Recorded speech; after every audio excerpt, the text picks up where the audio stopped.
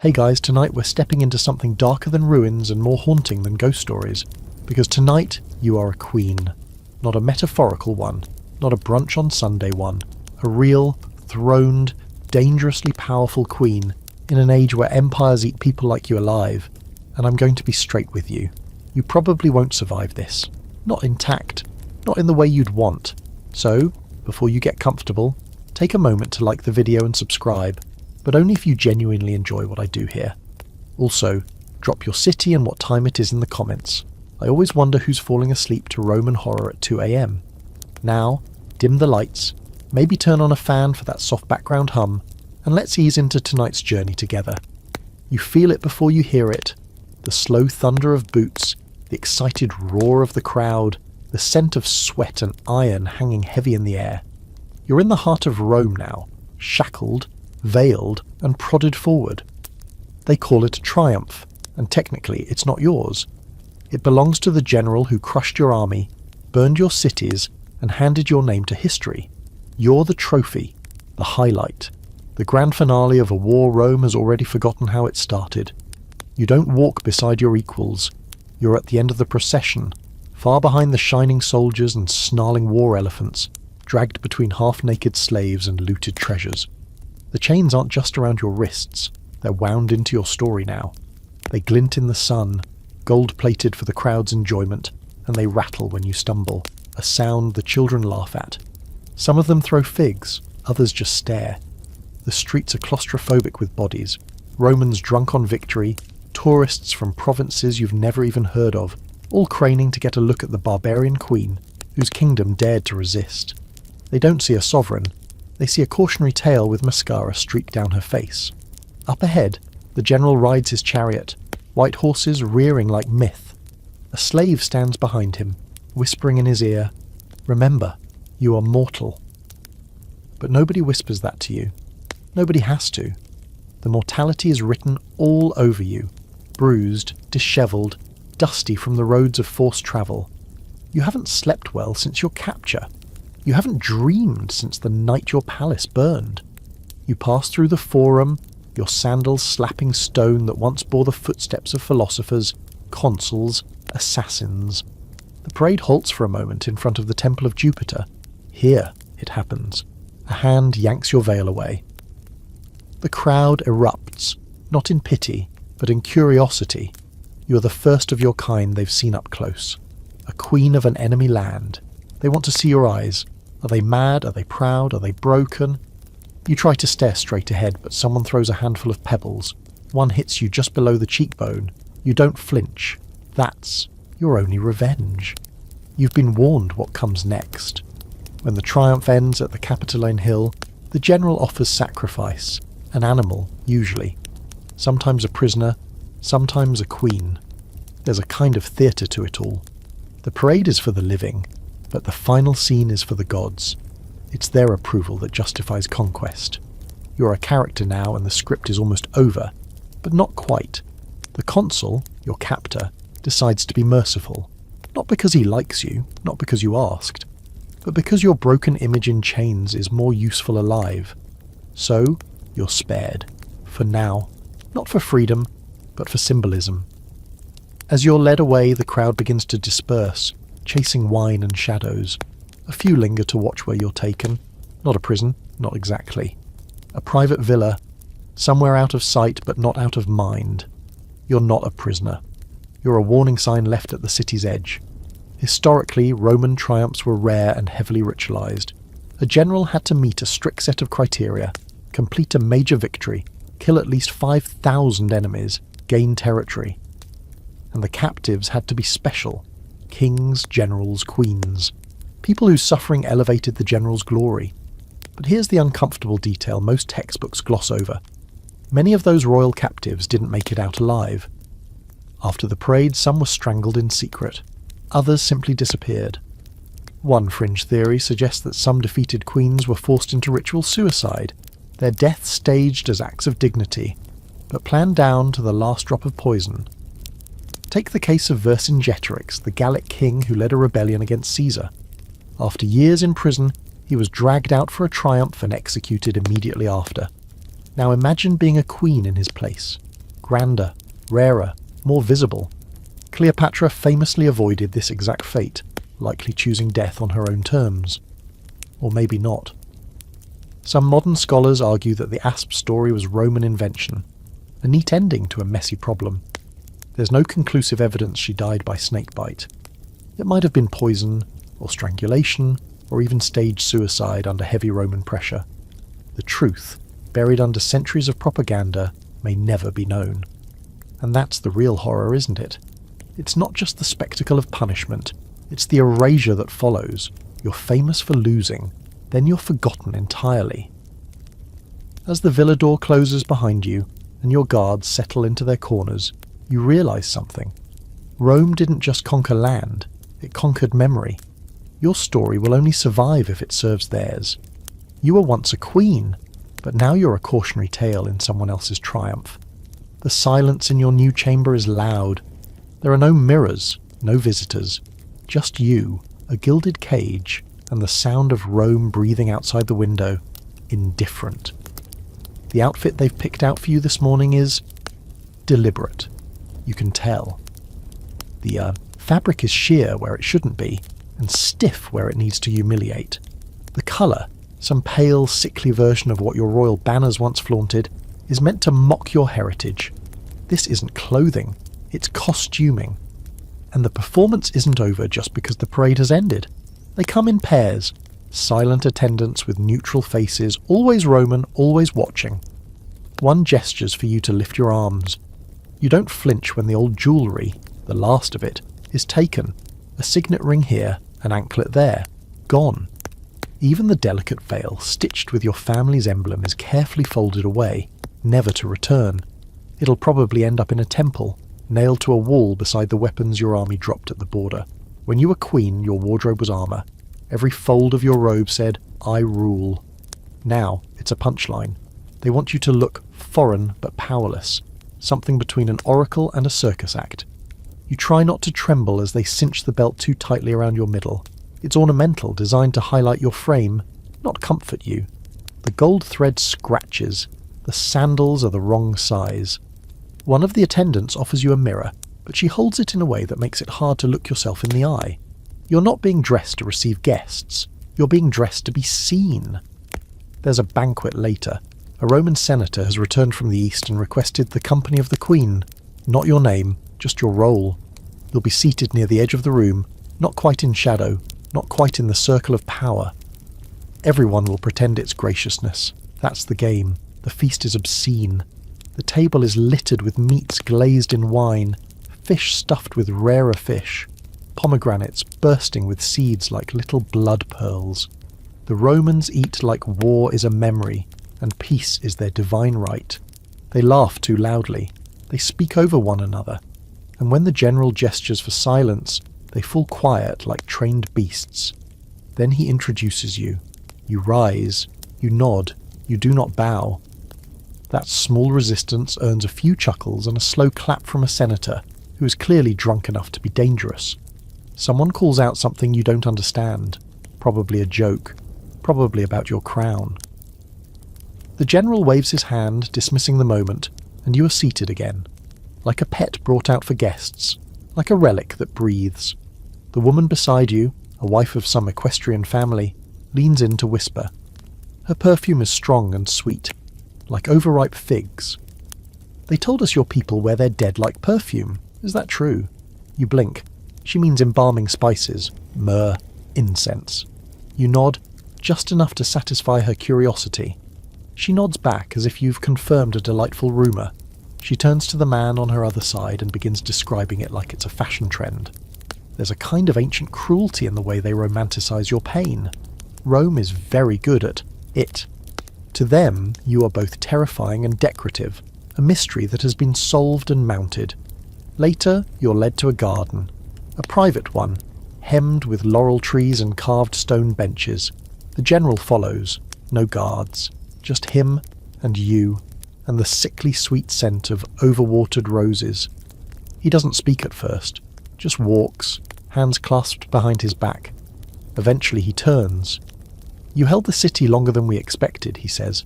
Long enough to be respected, not long enough to be remembered. You don't respond. What could you say that wouldn't be used against you? They're calling you the desert flower, he adds, amused. Poets are already writing verses about your fall. I hope you take that as a compliment. You don't, but you nod. That's the performance. You've learned quickly. Historically, this part was as important to the Romans as the conquest itself. The theatre of assimilation. Public punishment was only the first act. The second was optics. A conquered queen needed to be displayed, reshaped, and rebranded into something palatable. Someone who could appear in a painting, or better, on the wall of a bathhouse. One peculiar case is that of Queen Syra of Emesa. Ever heard of her? Probably not. After she was paraded through the streets, she was given Roman citizenship and renamed. For years, she lived in Rome under the title Domina Orientis, Lady of the East. It sounds elegant, like a promotion.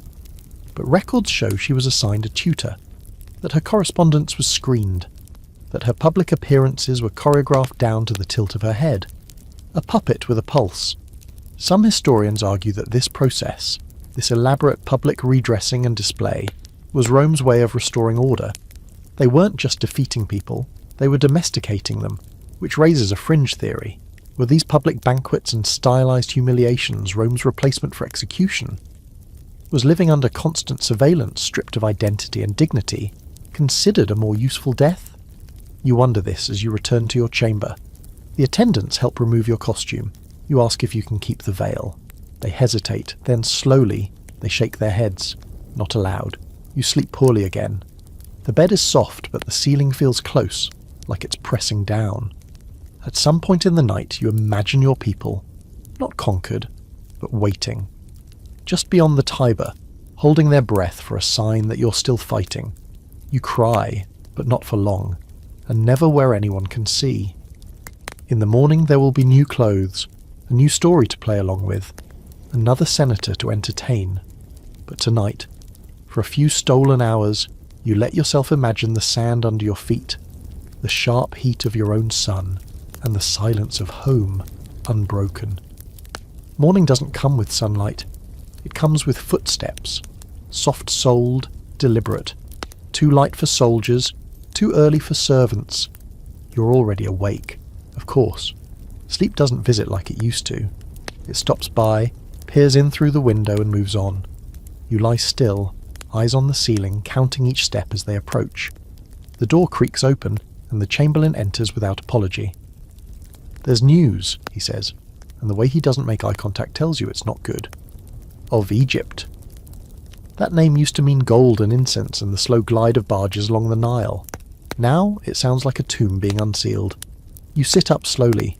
You're already dressed. Sleeping in your underrobe is a habit now. You don't want to be caught vulnerable, not even by dreams. The chamberlain continues. Queen Cleopatra has died. He doesn't say how, but you already know what he's implying. You know what story they're going to tell. They'll say she chose death. That in the final hour she took the noble route. That she tricked her captors with her famous eyes, arranged for a basket to be delivered. And then, like some tragic heroine from a Greek play, let a snake sink its teeth into her arm. It's too neat, too poetic, too Roman. Because here's the truth. Rome loves a beautiful ending. They couldn't parade Cleopatra through the streets. They feared her presence more than her army. They feared what she meant, a queen who seduced not one but two Roman leaders, a woman who ruled with intellect sharper than any blade, a goddess to her people. That kind of power doesn't get chained. It gets edited. You walk to the window. Below the garden still drips from last night's storm. You can smell wet laurel and something else, some flower you've never been able to name. Cleopatra is gone, and with her a door has closed. You're the next in line now, not for death necessarily, but for the slow smothering Rome reserves for women like you. You remember hearing the snake story as a child, not as history, but as theatre. Cleopatra, they said, could talk to cobras, that she knew their moods, that she could soothe them like pets. A fringe legend claims she even used venom recreationally, small doses to build immunity. No one knows if it's true, but in Rome, truth bends for narrative. Later that day, a letter arrives, sealed with a sigil you recognize. It's from Alexandria. Not an official communique, but a personal note, slipped past guards, tucked inside a scroll of poetry. The handwriting is shaky.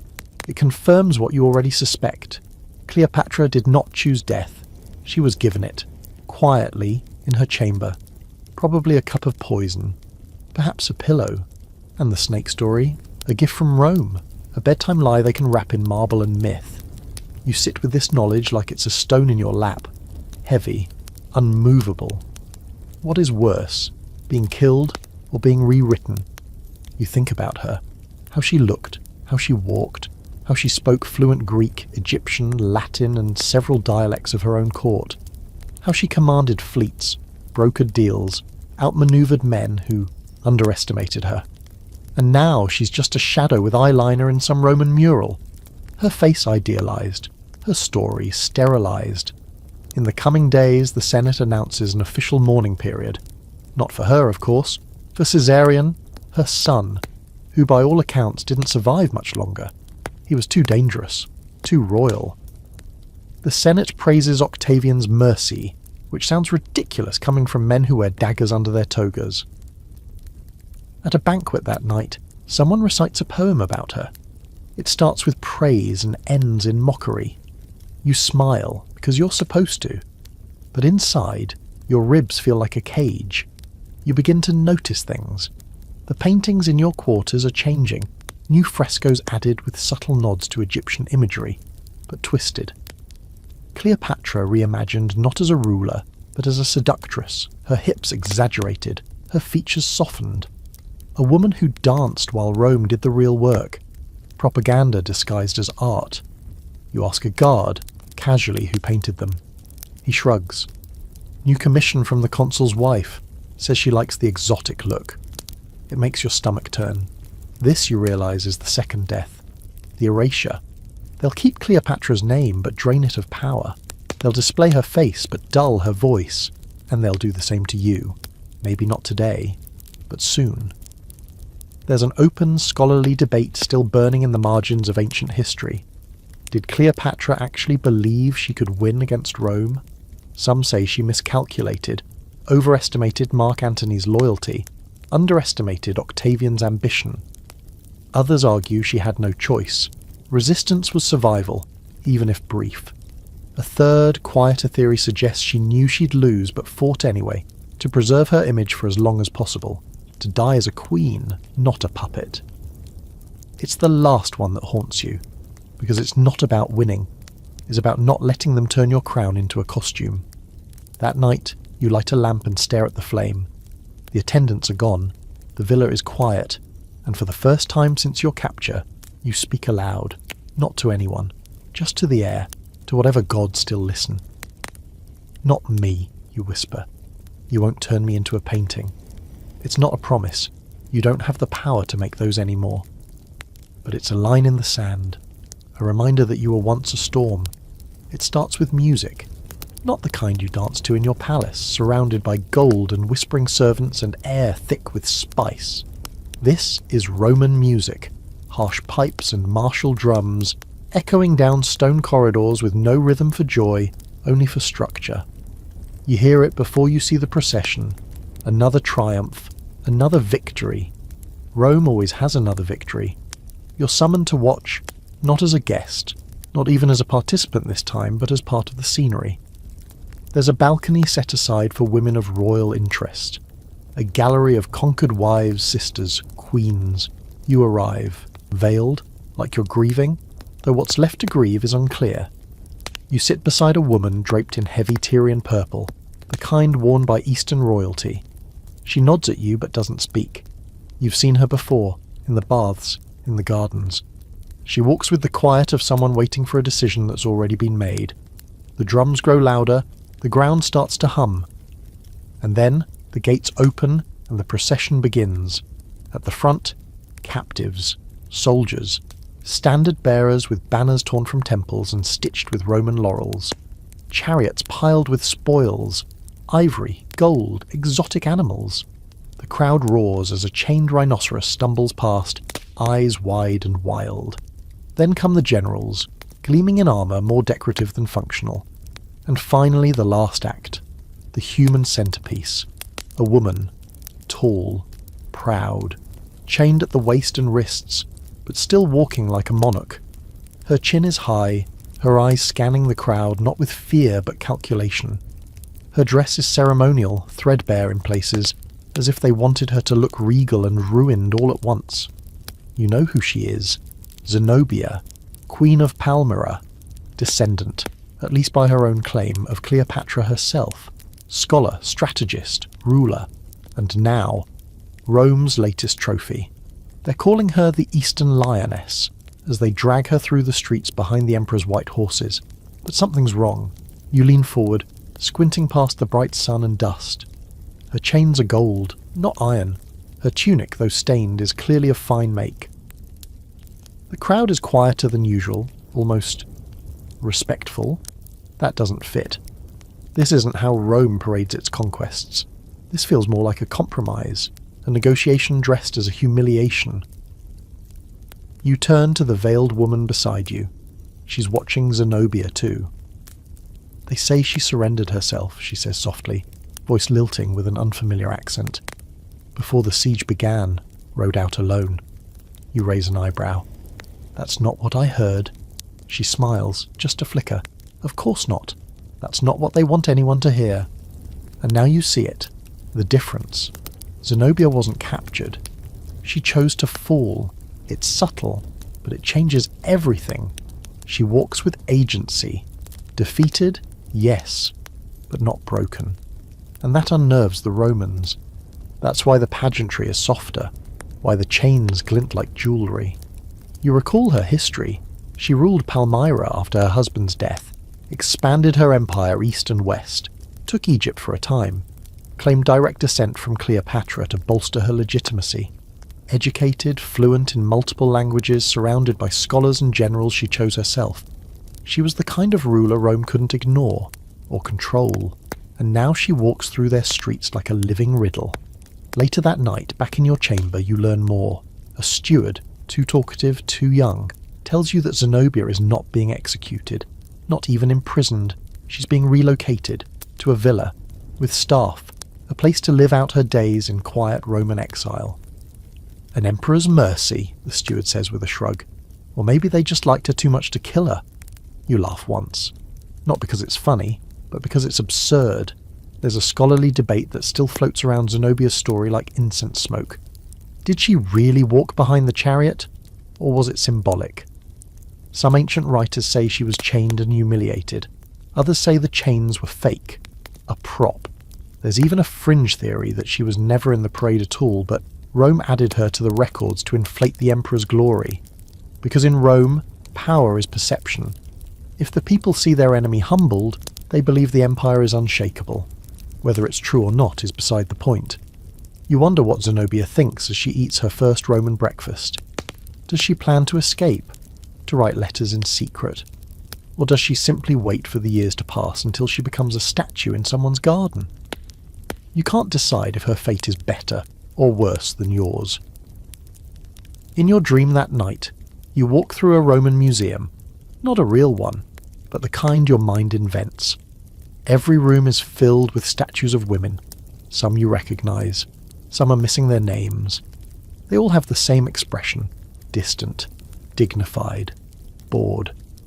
You come to the end of the hall and see yourself, carved in white marble, draped in a dress you never wore.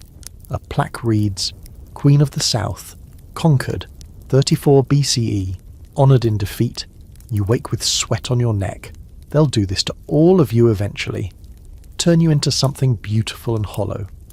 It isn't until weeks later, during an early walk through the temple gardens, that you finally see what became of your throne. Not your literal one. No, that was probably melted down the night they breached the palace. But the symbol of it. The seat of your power. The woven meanings behind it. The things that made it yours. You weren't looking for it. You were following a path of marble pavers through a grove of imported fig trees when the path curved sharply, and there it was. A low stone platform flanked by 2 columns, raised just enough to catch the eye, centred in a manicured courtyard. Sitting on it, in full view, was a chair. No longer a throne. A chair now. Painted, burnished, polished. but unmistakable. The back still bore the carved eagle, its wings spread wide over the crest of your former house. You know that eagle. You commissioned it yourself. It's surrounded by planters now, a scenic spot for senators to sit and discuss irrigation projects or the dull complexities of grain quotas. You step closer, the guards letting you, probably out of curiosity or boredom. You kneel, slowly, pretending to examine a crack in the base, but really your hand brushes the edge of the seat, confirming what your memory already told you. This is it. Rome has a word for this kind of object. Spolia. The spoils. Not just gold or soldiers or land, but symbols. Thrones, statues, ceremonial swords, temple doors, all repurposed and displayed. Not because they're beautiful, because they say something. They say, we beat them. We own their gods. Their kings kneel before ours. This used to be a throne, now it's furniture, and that cuts deeper than any parade. You sit near it, not on it, never on it, and watch a group of toga-clad officials laugh and gesture wildly over cups of watered wine. You hear one mention your name, mispronounced. He chuckles at a crude joke you don't catch. The others nod approvingly. No one notices the chair. You wonder what's worse, being forgotten or being remembered wrong. Later that day you begin to catalogue, quietly. You make mental notes of where the other pieces of your world have ended up. The spear you once held in ceremonial processions now hangs on the wall of a dining hall, its blade dulled and lacquered to keep from rusting. The tapestry from your private library is draped behind a bust of some dead Roman official.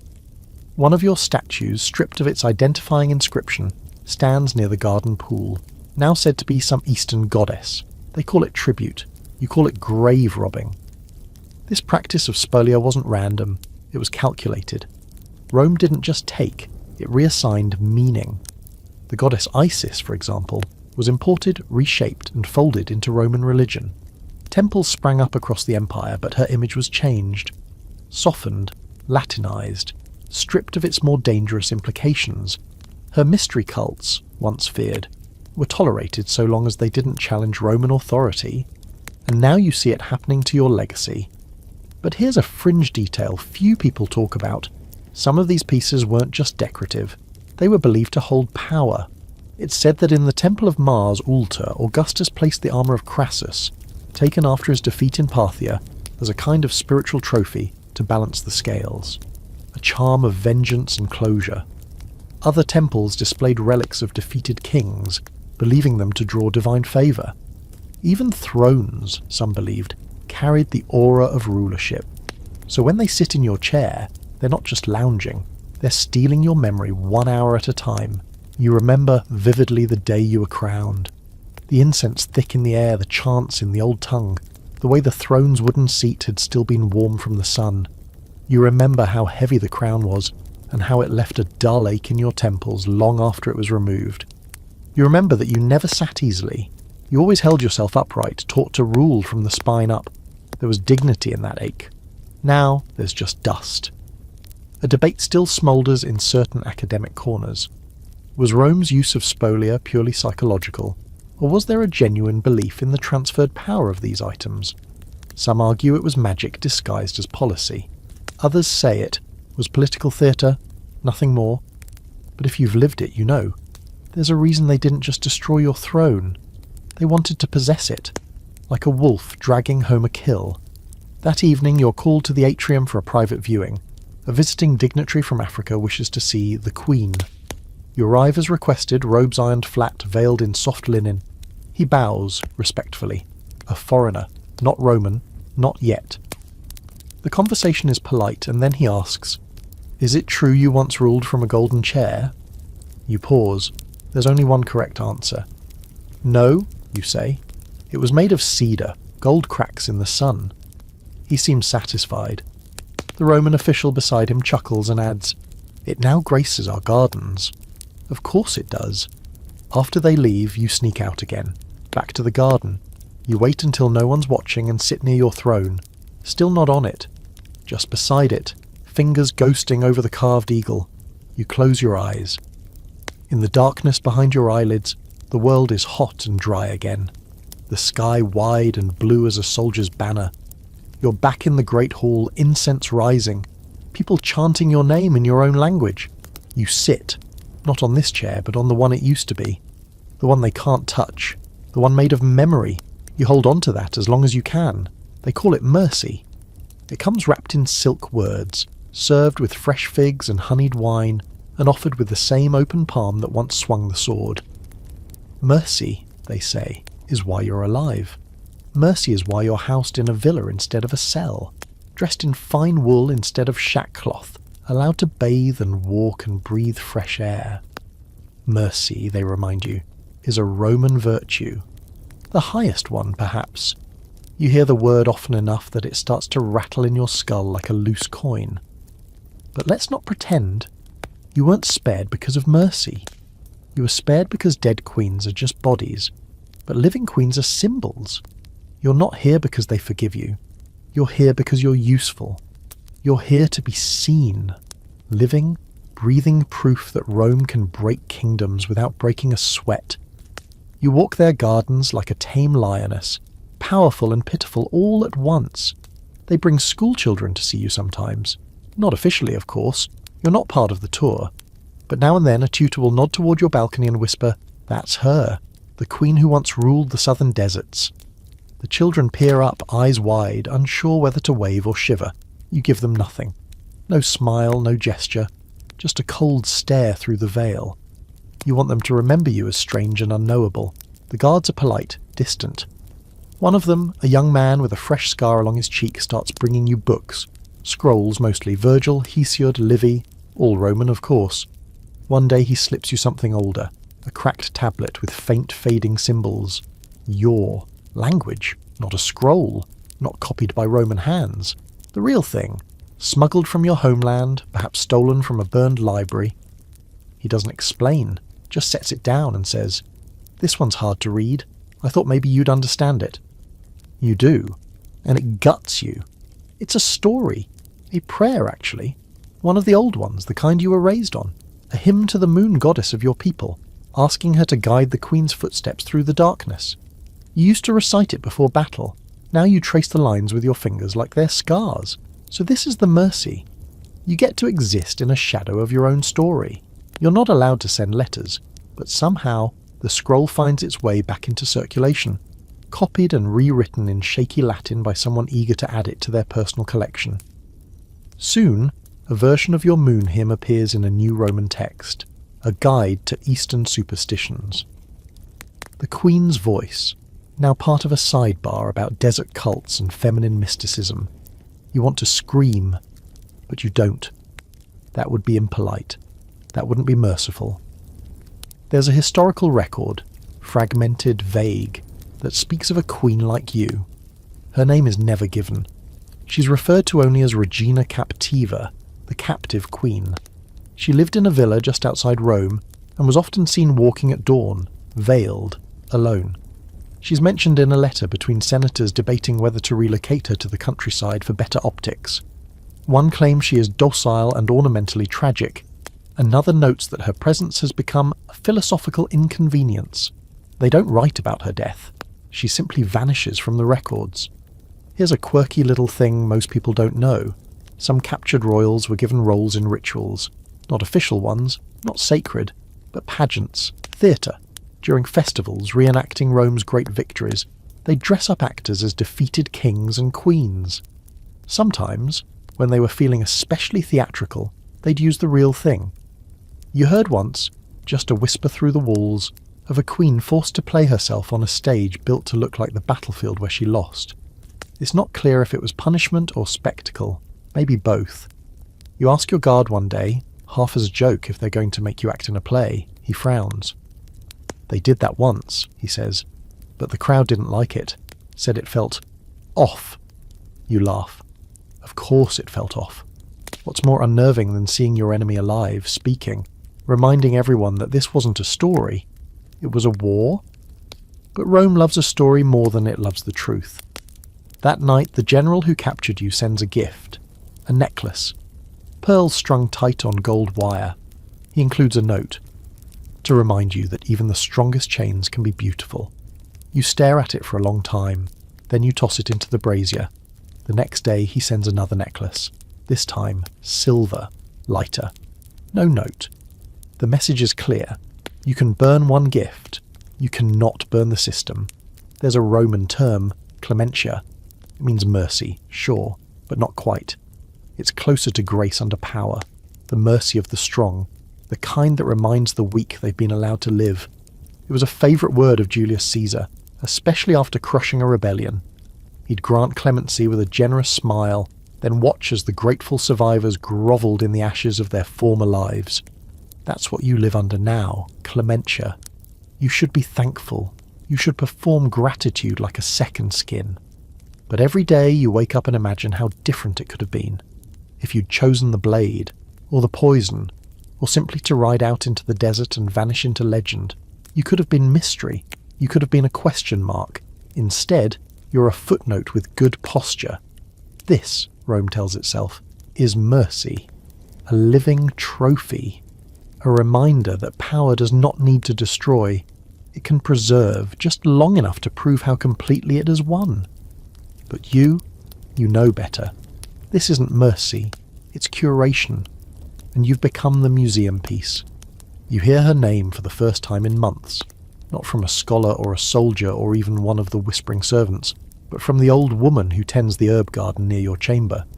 She's stooped, nearly blind, always smells like thyme, and never says more than 3 words.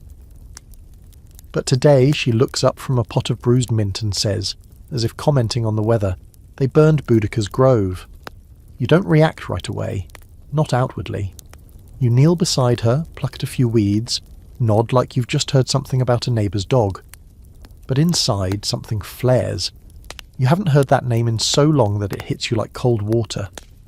Boudicca, Queen of the Iceni, scourge of Roman Britain, flame-haired, wild-eyed, if the stories are to be believed, a woman who burned 3 Roman cities to the ground in revenge for her people, her daughters, and her pride.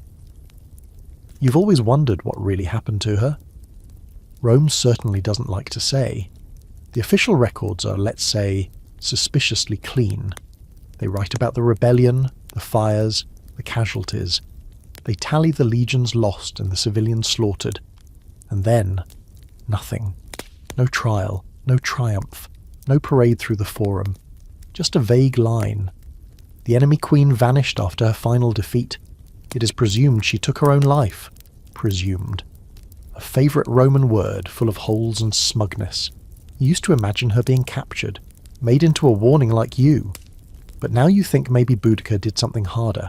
Maybe she slipped through the net entirely, fought her last battle and rode off into legend.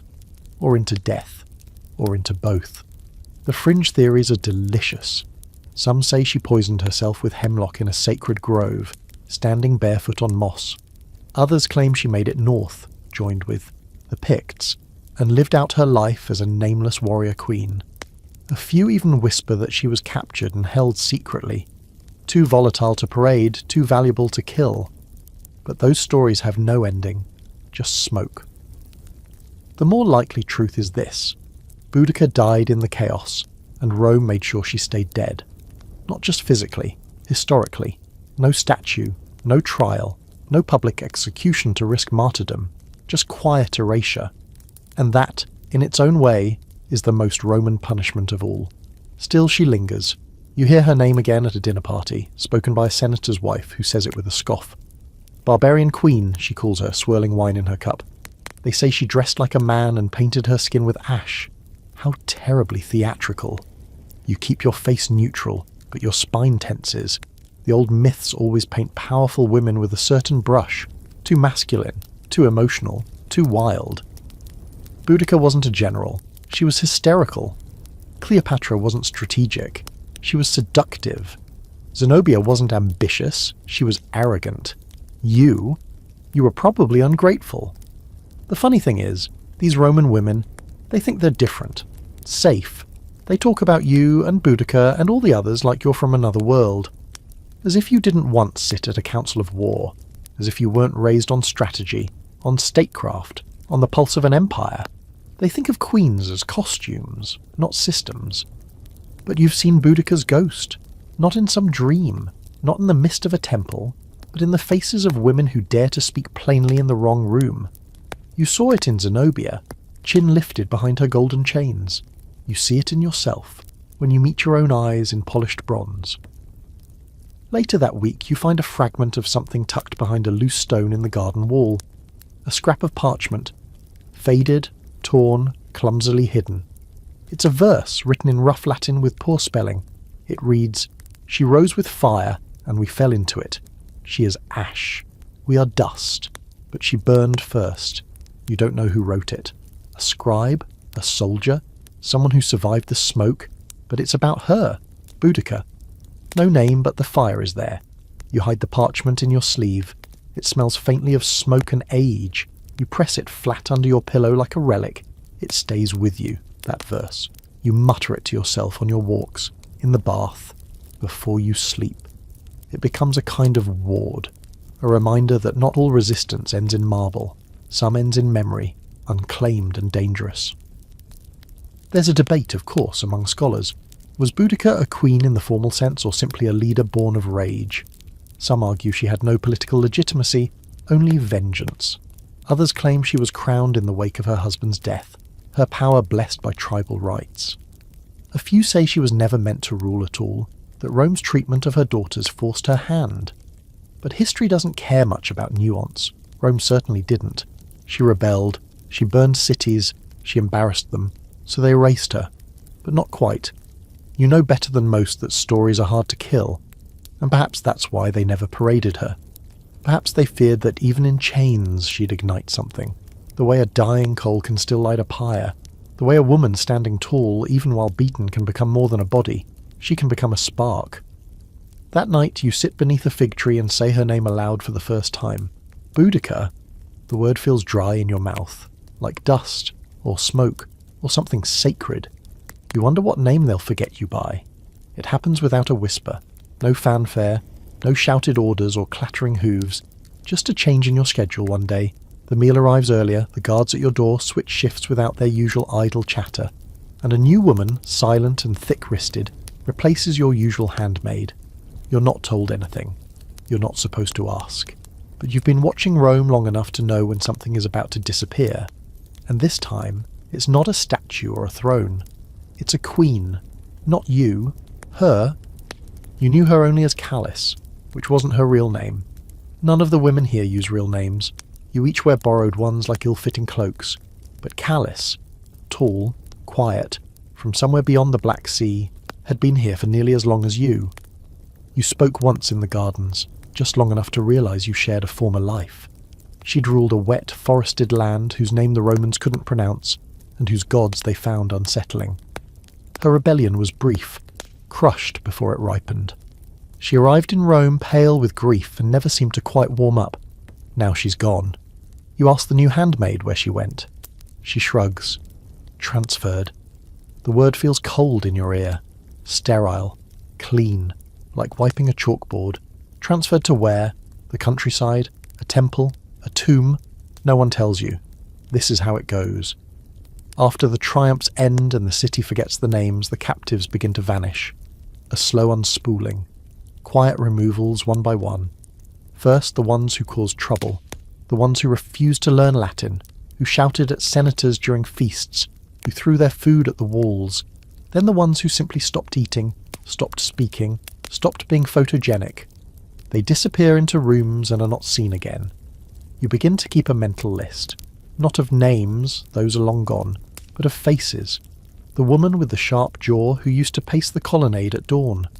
The dark-eyed one who always sat on the right at banquets, careful never to drink. The former priestess who once told you her god would punish them all, and then choked on a pomegranate seed the next morning. Each one a missing tile in a mosaic you're trying desperately to finish. And you know your turn will come. Not soon, maybe, but eventually. The Romans are patient, efficient. They don't rush their erasures. They let you soften first. Fade. It's more elegant that way. You hear whispers, late at night when the villa is still and the guards are dozing, that some of the disappeared queens were married off to aging senators, as gestures of goodwill. Others were sent to monasteries, though you know Rome doesn't truly have monasteries yet, just early versions of retirement homes for inconvenient women. One rumour suggests that a queen from the islands was sent to a villa on a cliff, watched by deaf servants, and allowed to garden but never speak. That's a Roman favourite. Captivity disguised as peace. Some get sent to temples, not to worship, no, don't be naive, but to serve. To kneel in the corner while Roman women ask Venus for sons and fortune. The queens become part of the decor, symbols of what happens when you reach too high. There's a particularly disturbing fringe theory you once heard from a visiting scholar, half drunk on imported date wine, that Rome kept certain royal women intact for sacred roles, not as priestesses, as vessels, living altars. No proof, of course, no records. But the way he said it, with that little smirk, made your skin crawl. You wake in the middle of the night to silence so heavy it feels physical, and for a moment you think your time has come. You swing your legs over the bed, heart hammering, listening for movement. But there's only the distant splash of a fountain, the sound of Rome breathing in its sleep. In the morning your chamber is exactly as it was. The same slippers placed neatly at the foot of your bed. The same fruit, peeled and laid out in a bowl. A scroll left by your guard. Now the only one who speaks to you like you're still a person. You ask him directly, just once. What happened to Callis? He looks at you for a long time. Then he says, "She left Rome." You nod, so that's how they'll phrase it. Left. In your old kingdom, when a royal woman was exiled or executed, there were rituals, songs, grieving periods. The people would wear certain colours, speak her name aloud during festivals, even set a place for her at meals during mourning. Here, the forgetting is surgical. There's no shadow, no echo, just a clean break. There's a line in a Roman legal tablet about the fate of enemy captives. Qui devictate sunt, memoriae donatai. Roughly, those who are conquered are gifted to memory. Sounds poetic, doesn't it? But the truth is, memory here is a vault with a one-way door. Once you're gifted to it, you don't return. That day, your dinner is brought earlier. 2 guards stand by the door instead of 1. They don't speak. You sit and eat slowly, deliberately, chewing each olive until the pit clicks gently against your teeth. You will not fade. You will not go quietly. That night, you write her name down. Not Callis. Her real name. You scratch it onto the bottom of the wine vessel with a bone hairpin, over and over, until it carves into the clay. You don't know if anyone will ever find it. That's not the point. You just need it to exist. Because here's the cruel paradox.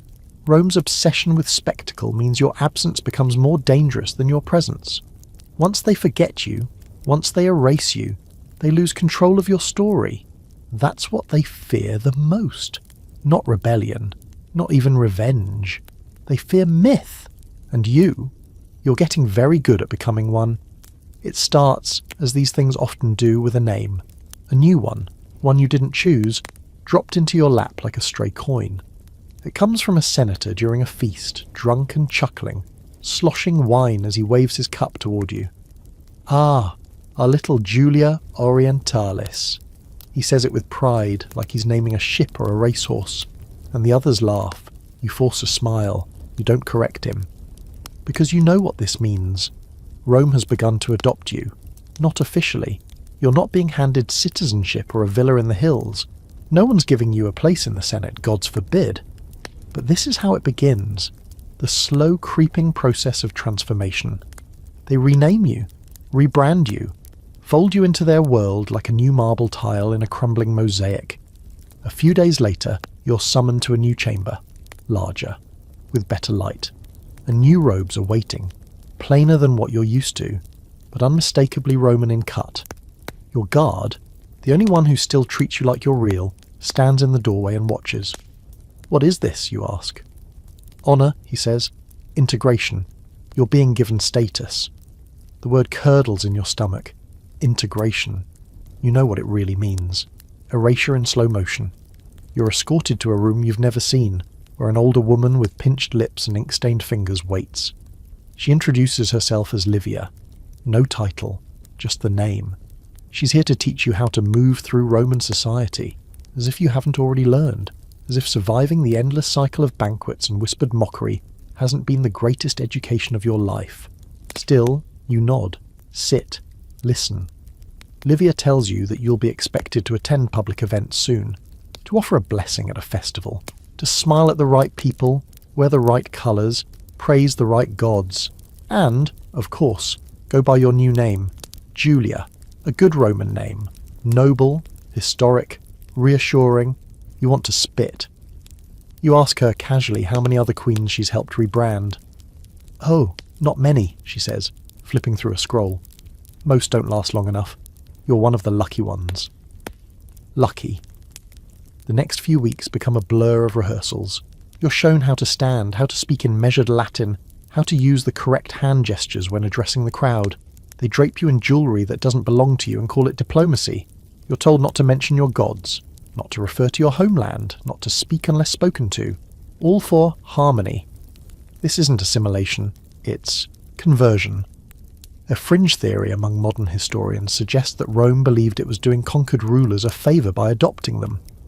That the process wasn't purely strategic, it was philosophical. They truly thought Roman identity was superior, and that allowing a foreign queen to become Roman was an act of grace, like offering a prisoner a golden cage instead of a grave. But the debate goes deeper. Some scholars argue that these rebranded queens weren't just symbolic. They were used to bridge cultural gaps in newly conquered territories, shown off in the provinces as proof that Rome could be merciful, inclusive, benevolent. Your face might appear on coins, yes, but with a new name, a new hairstyle, a new god, you become a billboard. One day, they take you to a forum during a minor festival. Not a grand affair, just the sort of event where city officials hand out bread and make long speeches about civic virtue. You stand behind a marble railing, veiled but visible, like a saint or a statue. The crowd murmurs when they see you. Some clap. One child waves.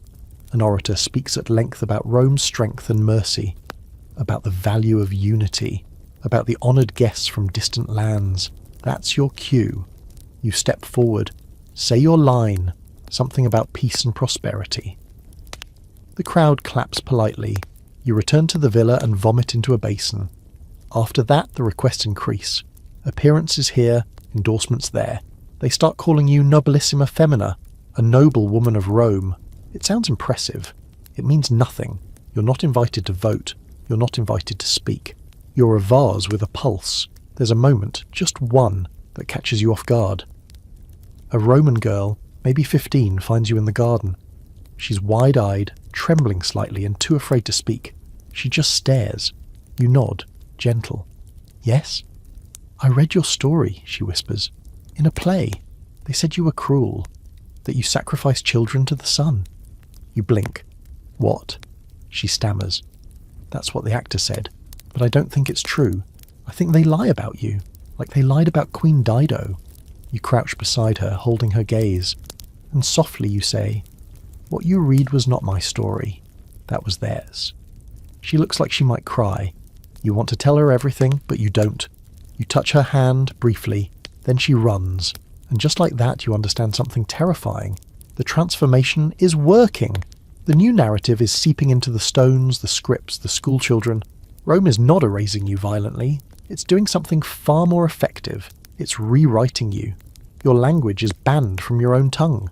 Your gods reduced to curiosities. Your face, painted in the style of Roman frescoes, with features softened and rounded until it barely looks like you at all. You hear your new name more than your real one.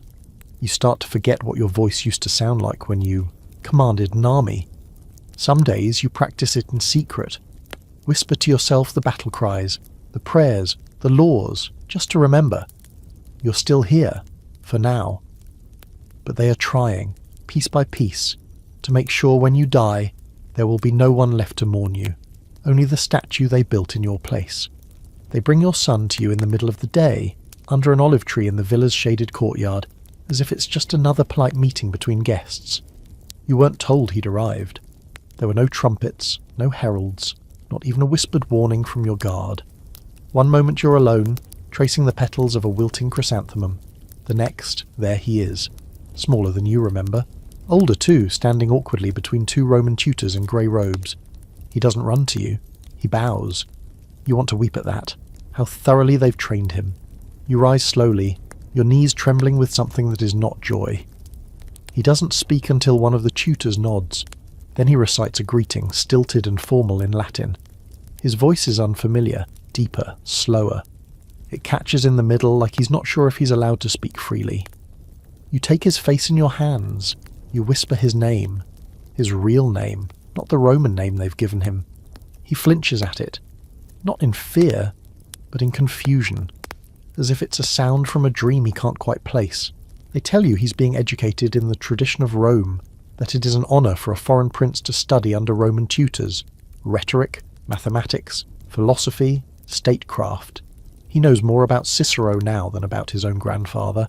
They show you a list of his readings, as if that's proof of their kindness. You're meant to be grateful. But what you see is this. They've turned your son into a future governor. Not a king, not a rebel, a bureaucrat. You're allowed to walk with him. Supervised, of course. The guards keep a respectful distance, but they're listening. You talk about safe things, the weather, the fruit trees, the birds overhead. He names each one in Latin and offers their Greek equivalents too, like a clever little diplomat. You ask what stories he likes best. He says the tale of Romulus and Remus. You bite the inside of your cheek so hard you taste blood. That night, alone, you hold the robe he wore when he was still yours. Tiny, stained with saffron. You press it to your face and try to remember the last time he spoke your language fluently. You can't. The Roman method was never just about conquest through war. It was conquest through time. They didn't simply defeat their enemies, they absorbed them. And children were the easiest entry points. A conquered people might resist an occupying force, but they'd melt when their sons came home speaking Latin, dressed in togas, quoting Roman virtues. It happened in Gaul, in Numidia, in Parthia. It's happening now, in your own bloodline. There's a debate among historians. Was this education a kindness or a curse? Some argue that Roman schooling gave foreign children a chance at real power, that it spared them war and turned them into leaders who could protect their people from within the system. Others say it was brainwashing, pure and precise, designed to erase native culture one boy at a time. You don't need to argue, you live it. Your son writes his letters now with a Roman hand, signs them with a Roman name. They still let him mention you, but only as Mater Orientalis, his Eastern mother, never his queen. They've decrowned you even in his mind. One of the tutors, a slick-haired man with a serpent smile, pulls you aside one afternoon. He says, he's doing well, sharp mind. They're considering placing him in the household of a senator next year. Perhaps even a military track he could do very well. You nod, smile, pretend that this is what you wanted. But that night you write a letter. Not for him to read now, he's too far gone for that. This is for the future. You scratch it into a wax tablet, cover it, hide it behind the bricks in your room. In it you remind him who he was, who you were, the names the world once knew you by, the language of your birth, the God who blessed his cradle, the war you fought for his right to be. You don't know if he'll ever find it, but it's a resistance, however small, a memory smuggled into time. There's a strange story you once heard, maybe apocryphal, maybe true, about a queen in Thrace whose children were taken as hostages. She carved their family history into the walls of a cave, deep in the earth, using fire ash and bone. It was never meant to be found. It was just a last breath of identity. Centuries later it was discovered by shepherds, half erased, but enough remained to prove she'd once ruled, that her story hadn't been entirely stolen. Sometimes survival isn't about staying alive. It's about planting something that might grow when you're gone. When your son visits again, he speaks more freely, tells you about the games, the baths, the feasts. He's making friends. One of them is the nephew of a tribune. He says this like it matters. You ask him gently what he remembers about home. He frowns. Home? You nod. The palace, the scent of the spice market, the horses on the hill. His face twitches. For a second, something flickers in his eyes. Then it fades. That was a long time ago. You nod again. Smile. You don't cry. Not in front of him. He walks away when the bell sounds. Doesn't look back. You wonder, watching him disappear behind marble columns, whether he'll ever forgive you. For surviving. For letting them take him. For not dying as a legend so he could remember you as something brighter than a caged shadow. But you did what queens do. You endured, even as they turn your son into a Roman. There are whispers now, low murmurs floating through the corridors like incense smoke that refuses to rise. You hear them at the edge of conversations, in the pauses between servants' greetings, during the shuffle of scrolls in the library where you're now permitted to sit in silence. The word most often used is collaborator, not in accusation, in curiosity. They're talking about you. You've smiled at enough feasts, offered enough blessings at enough ceremonies, worn enough Roman silk that they're beginning to wonder. Not if you've accepted your fate, but whether you're now a part of it. There's a senator, one of the younger ones, who refers to you as the Whispering Queen. Another calls you Rome's favourite ornament. You'd laugh if it didn't ache. And then comes the offer. It's not formal, that's not how these things work. It comes during a private supper with the governor's wife, who has grown uncomfortably fond of you. She sips her wine and says, with the calm of someone discussing weather, "We have need of someone like you, someone with perspective and a light touch." She glances at you over her cup. Someone who understands how to speak to the more reluctant parts of the empire. You don't answer right away. She doesn't press. But the next day, a sealed scroll arrives with a list of names and a request for your insight. Not commands, not demands, a request. You laugh, soft and bitter. They've finally realised you're more valuable alive and useful. They want you to become a liaison. Not officially, of course, your role won't carry a title. But behind closed doors, you're to offer guidance on cultural matters, to translate, advise, interpret gestures, offer opinions on how best to pacify certain provinces, where to build temples, which sacred festivals to tolerate, what punishments would cause the least unrest. In short, they want you to be their voice in the minds of the people they've crushed. You stare at the scroll a long time before deciding, because you know what this is. It's not trust, it's utility. You're no longer just a symbol. They're grooming you into a tool, and part of you considers it. Not for ambition, not for favour, but for access. If they let you inside the system, you might be able to do more than just survive it, maybe even subvert it in small, quiet ways, so you accept. At first, it's mundane. You're asked whether a conquered tribe would be more insulted by an altar's placement on a hill or in a valley. You're given symbols from other regions to identify. You're asked to interpret dreams by some senator's wife convinced she's being haunted by foreign gods. But over time, the questions sharpen. They begin to ask you about leaders, names of potential threats. Which ones are charismatic? Which ones have armies? Which ones pray too loudly? You lie. Strategically. You inflate the importance of the safe ones. You downplay the dangerous ones. You steer their attention toward men who have no interest in rebellion, and away from those who burn for hit. You leave names off lists. You subtly change dates. Nothing obvious, just enough to misdirect. It's dangerous work. If you're discovered, they won't parade you through the streets again. You'll vanish like the others, one more ghost in a city of shadows. But you do it anyway, because this is your rebellion now. There's a historical theory, rare, disputed, that suggests some conquered queens acted as double agents, that they served Rome on the surface but worked in secret to undermine it. One such woman is only referred to in scattered inscriptions, Domina Duplex, the double lady. It's unclear who she was. Some say she was Iberian, others insist she was Gallic. But records link her to a sudden string of supply shortages and political miscommunications in at least 3 provinces. Then she disappears, just gone, no trial, no mention in triumphs. You wonder if they found her tablet, if they burned it, or if, like you, she tucked it somewhere only time could find. Your guard notices the shift in you, the slight change in posture, the way your eyes flick to maps for a beat too long. "You're doing something," he says one evening. "Something dangerous," you shrug. "Aren't we all?" He doesn't report you, not yet. You learn things too. Who's truly in power, which generals are stretched thin, which governors are soft, which temples are ripe for scandal. You collect these facts and hide them away like stolen gems, not to use today, but for when you need them. You begin to write again, carefully, code hidden in prayers, allegory disguised as poetry. One scroll praises the goddess Minerva for protecting the silent wolf among sheep.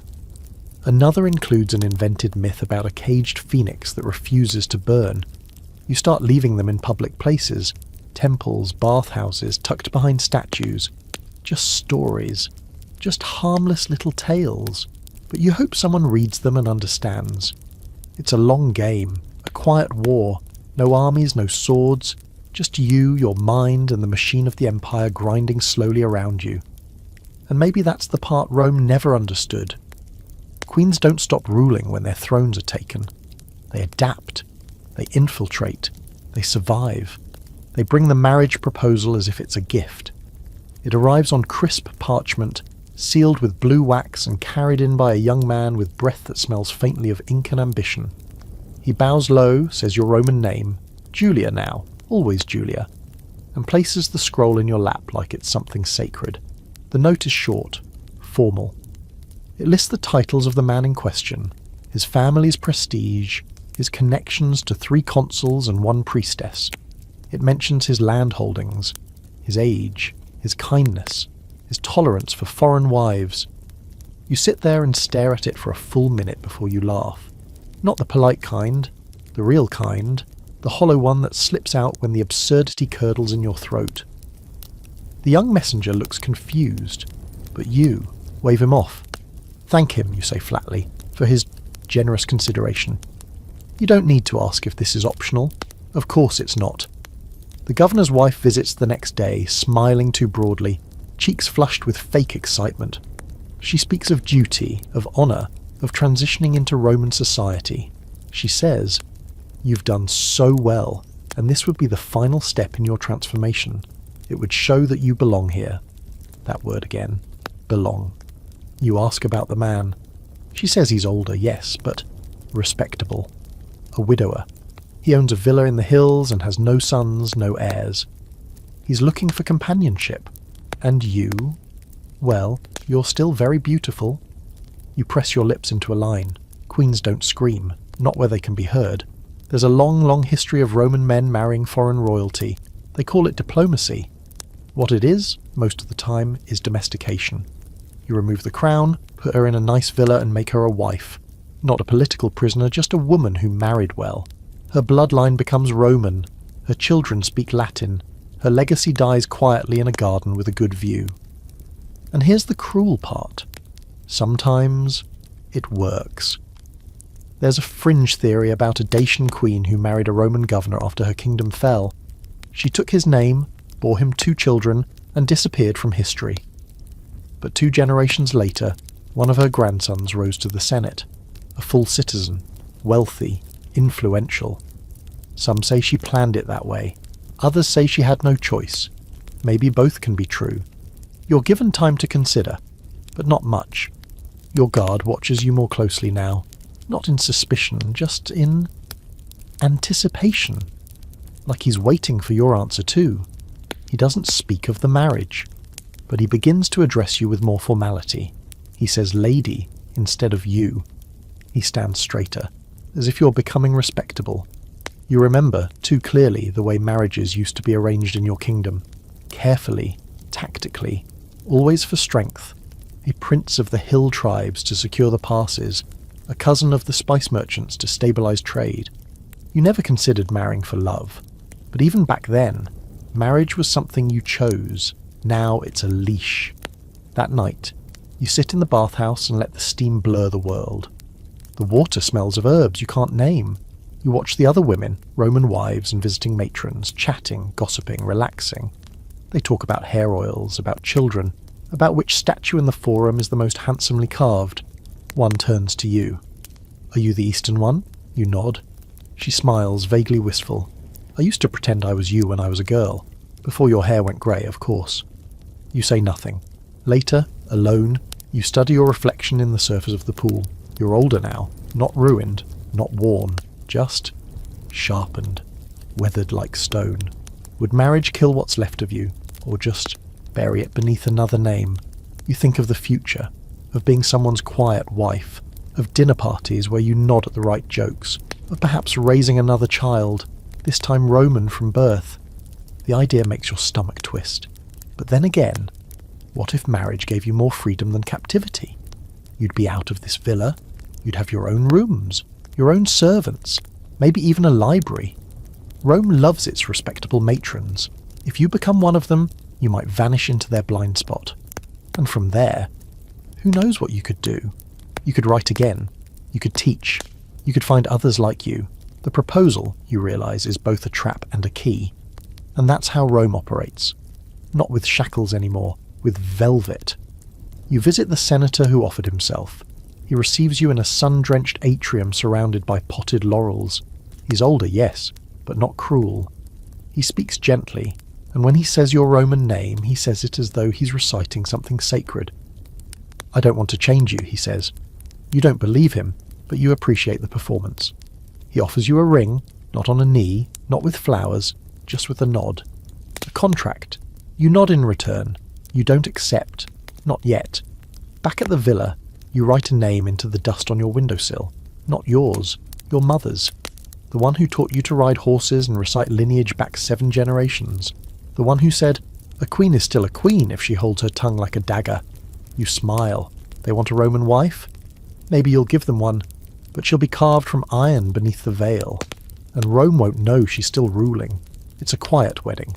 No parade, no temple choir, no foreign dignitaries, not even a full complement of Roman senators pretending to be impressed.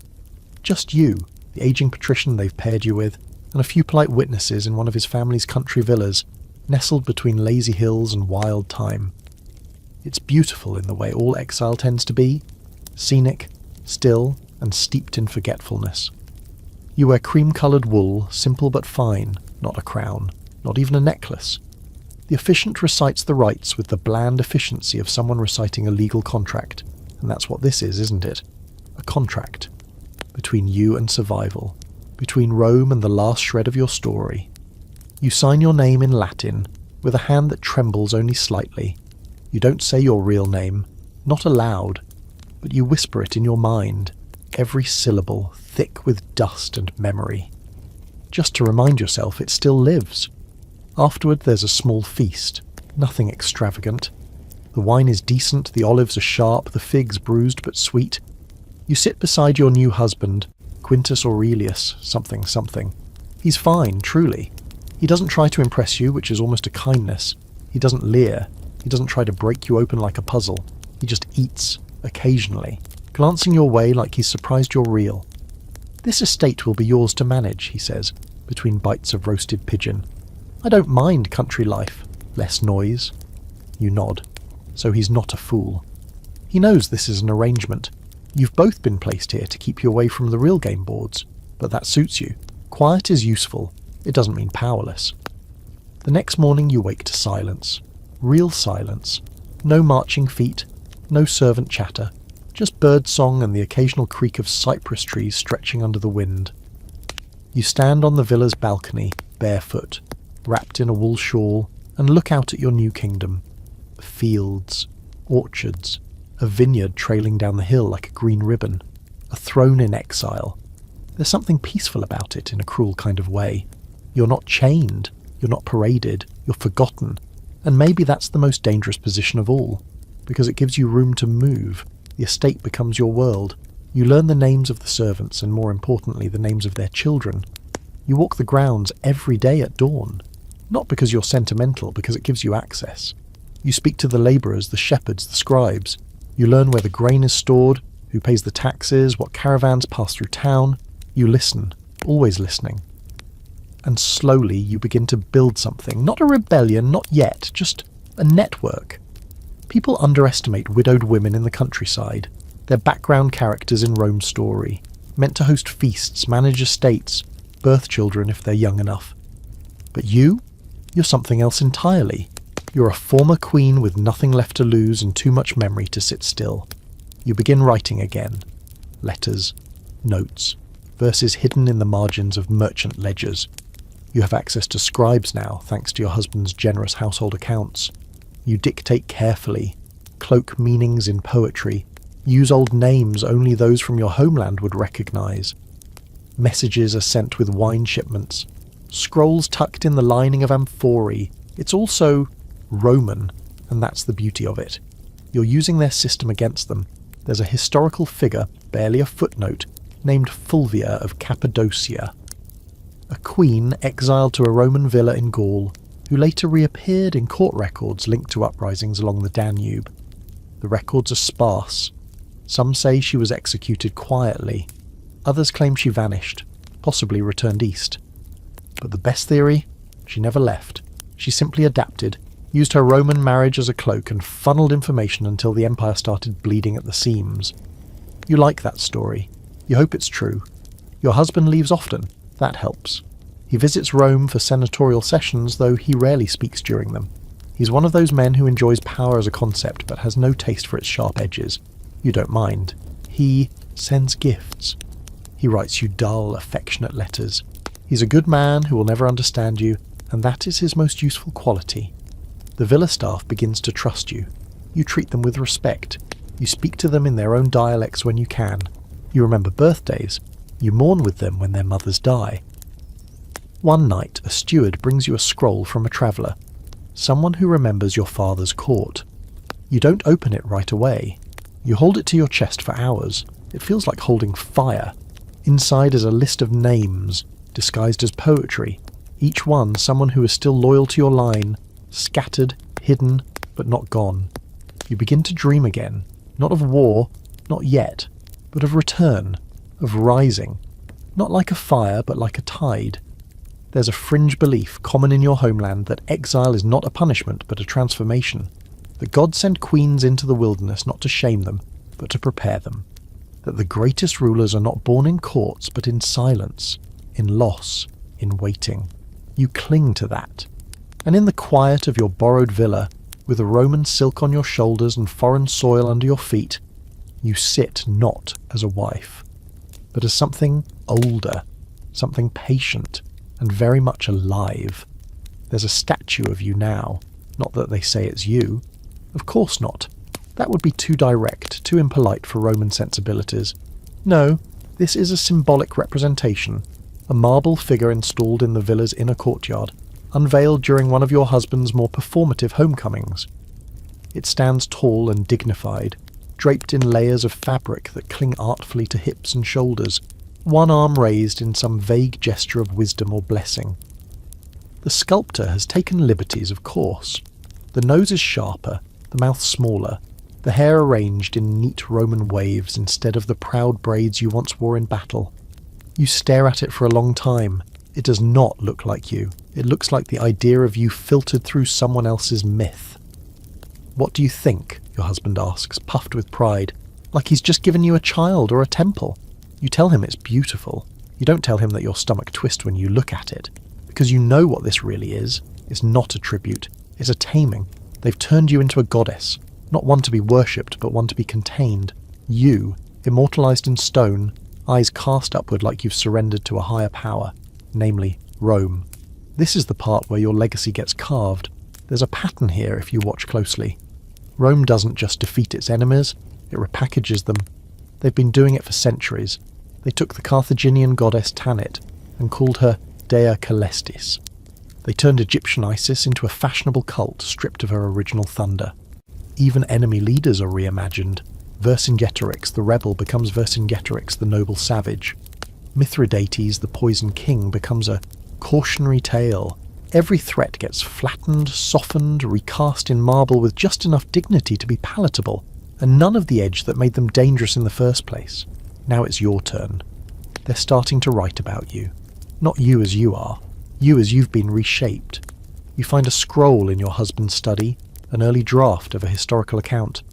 It refers to you as the modest Eastern consort, a woman of great poise and virtue, whose foreign beauty was matched only by her willingness to accept Roman customs. You nearly laugh yourself sick. Modest, willing, accepting. They've taken your silence for consent. They always do. Later you hear that the statue's image has been copied, replicated for the atrium of a bathhouse in Rome, not as you, of course, but as a personification. Pax Orientalis, the peace of the East. A figure meant to reassure Roman citizens that the wild lands beyond the sea have been calmed, civilized, chained. The sculptor even added a little Roman eagle tucked into the folds of the gown. Charming. There's a debate among modern scholars about this particular trend, how Rome so effectively absorbed the imagery of the conquered. One camp says it was political brilliance. a soft power strategy, making the foreign familiar. Others argue it was spiritual theft, stripping meaning from sacred symbols and using them like wallpaper.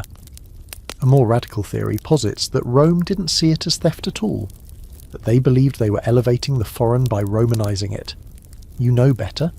You remember what your own temples looked like, the cold stillness before the rituals began, the scent of burning myrrh curling into the rafters, the way the priestesses moved in silence, barefoot and straight-backed, eyes painted not for beauty but for meaning.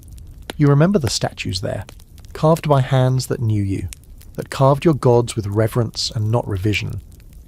Now you sit beside your own likeness and feel like a ghost. One day, a Roman girl visits with her mother. She stares at the statue for a long time before turning to you. Is she real? You pause, then nod. Yes, she was. The girl frowns. What did she do? You lean down, looking her in the eyes. She tried to save something. The mother laughs lightly and ushers her away. Later that evening you scratch a mark into the base of the statue. A small one, invisible unless you know where to look. It's your name, not the Roman one, the real one, pressed into the stone like a whisper in a hurricane. You do not pray to the gods of Rome, not anymore, but you leave offerings anyway, small tokens placed beneath the statue when no one is watching, a sprig of rosemary, a few grains of salt, a drop of your own blood, not because you believe the statue has power, but because you need something to carry the weight of your memory. You begin keeping a record, secretly, a hidden chronicle, not in Latin, but in your own tongue, tucked between pages of legal documents and recipe scrolls. You write the true version, not the marble version, the one with teeth. You describe your fall, your chains, your rage. You write the names of the others who vanished. You write of Cleopatra, of Boudica, of Zenobia, of the nameless queens who walked beside you in silence. You write of Callis.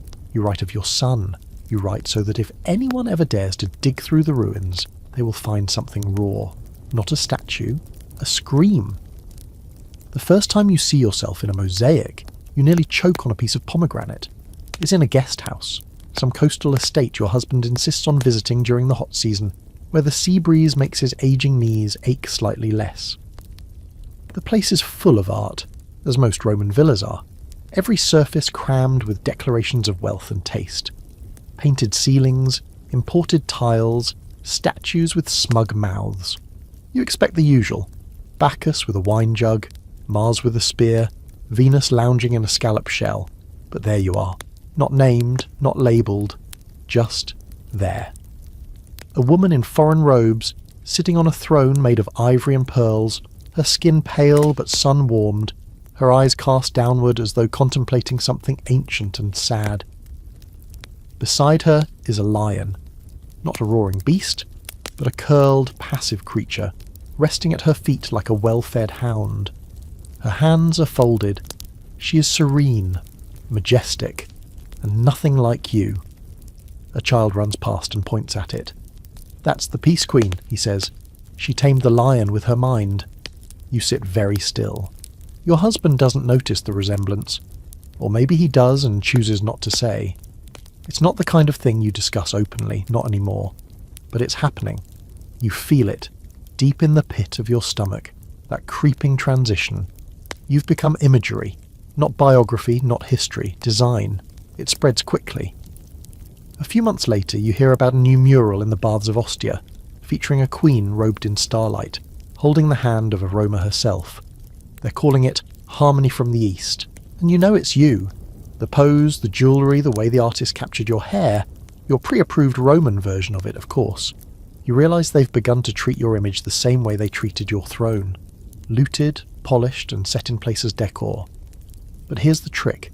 They don't call it you, not directly. They never do, because naming you would acknowledge you.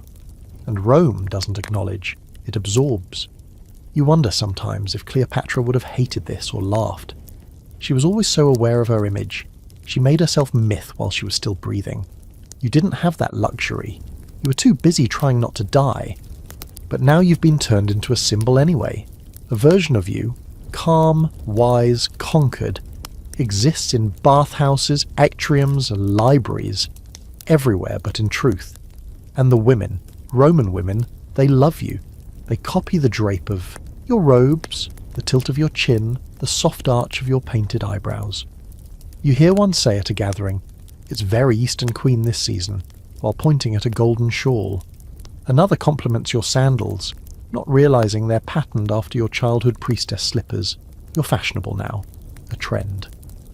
One of the housemaids proudly tells you she's naming her daughter after the mural lady. You nod, because what else can you do? The girl will grow up hearing stories of the gentle queen who soothed lions and taught Rome to love incense and quiet wisdom. She'll never know that the woman in the picture once screamed in a battlefield fog, barefoot and bloodied, teeth bared against men in polished helmets. There's a quirky detail that scholars still debate about ancient Roman depictions of Eastern women, specifically queens. In art, they often appear seated or reclining, always composed, always still, never in motion, never shouting. It was a visual strategy. Make the foreign feminine, make the feminine passive. It turns queens into furniture. But the contradiction runs deeper, because while your image is everywhere, your voice is still nowhere. The scrolls they distribute, the poems they recite, the histories they write, none of them include your words. They describe you, but you never speak. You've become a ghost in your own legend. And yet, you're still here, still breathing, still aware. So you begin to twist the game, subtly, carefully. You suggest symbols for the artists, quietly approve inscriptions. You ask that a phrase be carved into the base of a statue in a public garden. Peace is not the absence of memory. No one questions it. It sounds noble, safe, but you know what it really means. It's your way of planting something dangerous inside their marble. You meet with scribes under the guise of sharing Eastern folk tales. You dictate stories full of veiled resistance, clever queens who fake their deaths, women who rule in secret, spies hidden in silk. They lap it up, of course. Exotic tales from the defeated East. They don't realize they're reading code. You're not the only one. You begin to spot others in the art. Quiet nods. A queen of Nubia rendered with a scar above her eye. A symbol her people once used for divine insight. A Sarmatian warrior queen with her sword lowered but her foot on the back of a wolf.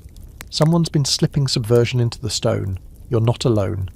Rome thinks it owns your image now, but every time they copy it, they spread something you've chosen.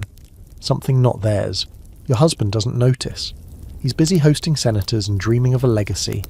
He commissions another statue of you, this one even taller. It's placed by the eastern gate of the estate, meant to greet guests with serenity. You stand beside it during a harvest festival, smiling for the guests, nodding like the proper Roman lady they all believe you are. And inside you think, you don't even know what you've built, do you? You're not a ghost in the machine. You are the machine now, and your image, wrong, distorted, abused, is also your weapon. Because long after you're gone, long after your bones are dust beneath foreign roots, your face will still be there. Painted on walls, chiselled into stone, echoing through the marble halls of a city that thought it could forget you. They write a play about you. You find out by accident as usual. One of the house servants brings news from the city, casually, like gossip, while refilling your wine. They've been performing a new tragedy in the Forum Theatre about the Eastern Queen, she says. Very dramatic, everyone dies. Then she laughs, unaware of what she's just handed you. You wait until nightfall, then send a message to your husband's steward in Rome, asking for a copy of the script. No explanation. Just a simple request, written in your neat Roman hand. 3 days later, the scroll arrives tucked between receipts for olive oil and papyrus. You lock your door before you unroll it. The play is called The Moon and the Lion. A heavy title. Predictable. You brace yourself. And then, there it is. It opens with a queen in mourning. She walks barefoot through the ruins of her city, ashes in her hair, robes torn in elegant ways. She speaks in poetry. Every line is a monologue about fate, regret, or misplaced pride. She has no name, just the queen, her enemy, a noble Roman general who naturally falls in love with her. She resists at first. She curses the gods. But by the second act she begins to soften. He sees her pain. She sees his honour. There's a scene in which they sit beneath a fig tree and recite Virgil. Eventually she surrenders, Not just politically, but romantically. They're married. There is a feast. And then, of course, she dies. Not in childbirth or war. No, she poisons herself. A final act of self-sacrifice to save her people from a rebellion she didn't mean to inspire. Her last words are, "Better a statue than a sword." The crowd weeps. Curtain falls. You reread it 3 times, each time feeling the acid rise higher in your throat. This is what they've made of you.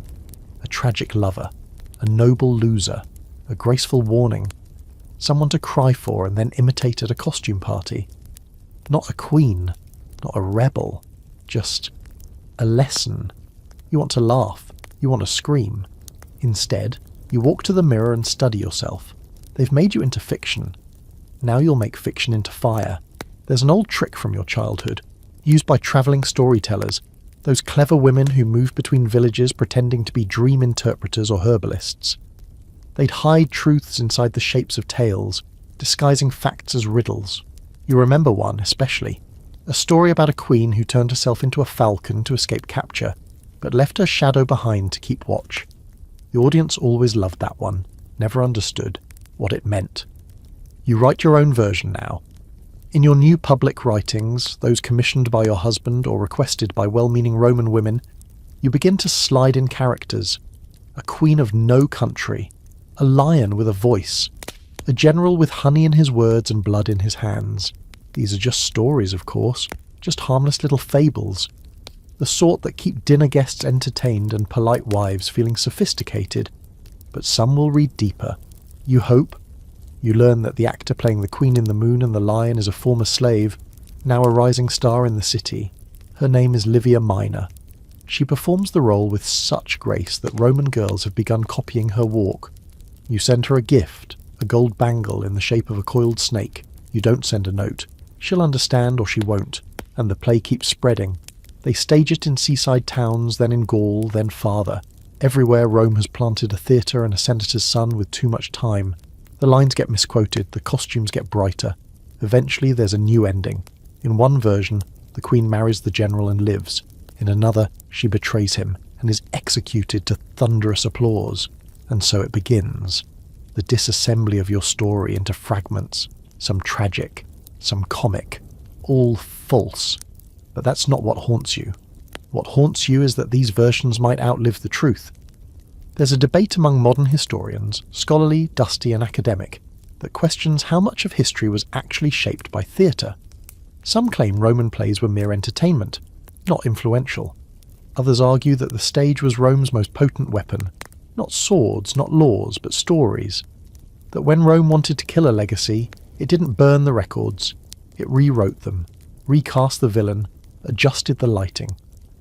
You now live in a world where your story is being retold nightly to applause, where your image is divided between statues and scripts, your real voice replaced with poetic sighs. You once said a queen is not a woman with power, but a woman with memory. So you begin hoarding it. You gather letters, fragments, oral accounts from travellers. You bribe scholars to bring you censored maps. You learn who still speaks your tongue, and who only pretends. You start building a counter-history, layered and hidden, buried within the folds of fiction. A secret library of you. Not the marble you, not the barefoot queen walking toward her romantic death, but the one who watched the smoke rise over her city and planned 1,000 tiny revenges. The you that never died. Because you know this much. They can't kill what they can't find, so you let the stories spread. Let them perform you into oblivion. Meanwhile, you keep writing. You write a version of The Moon and the Lion that ends differently. A third act where the queen does not fall in love, where she does not die, where she disappears into the woods, builds an army and teaches girls how to gut a man with a single look. You don't publish it. You leave it in a jar buried under the statue of Pax Orientalis.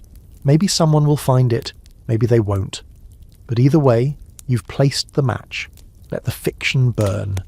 It always comes back to the East. No matter how far you push yourself into the folds of Roman life, into its villas, its language, its pale cuisine, and its endlessly grinning statues, you cannot escape the gravitational pull of where you came from.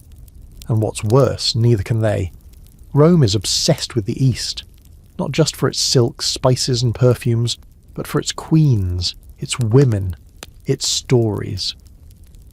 The further east you go in Rome's imagination, the more exotic and dangerous you become. They've created an entire aesthetic around it. You start seeing it everywhere now. In fashion, women drape themselves in gauzy fabrics, wear gold circlets across their brows, and paint their eyes into exaggerated lines. They call it Eastern glamour. A senator's daughter wears sandals with bells on the straps and says it makes her feel like a desert princess. You want to laugh, or maybe scream. She's never seen a desert. She's never heard silence so wide it feels like God breathing. She's never buried her father with dirt so hot it sizzled under her fingernails. To them, the East is fantasy, and you, whether you like it or not, are now part of it. At a banquet, a young nobleman, barely old enough to grow a beard, leans in close and asks if it's true that Eastern queens sleep on beds of rose petals and bathe in milk. You stare at him for a long moment and say, "No, we bathe in blood and the tears of fools." He laughs, assuming it's a joke. You do not smile. You begin to realize that Rome doesn't fear you as a person anymore. They've defanged you. What they fear is the idea of you.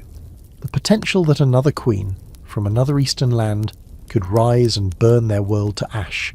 So they try to control that fear by turning it into art, into fantasy.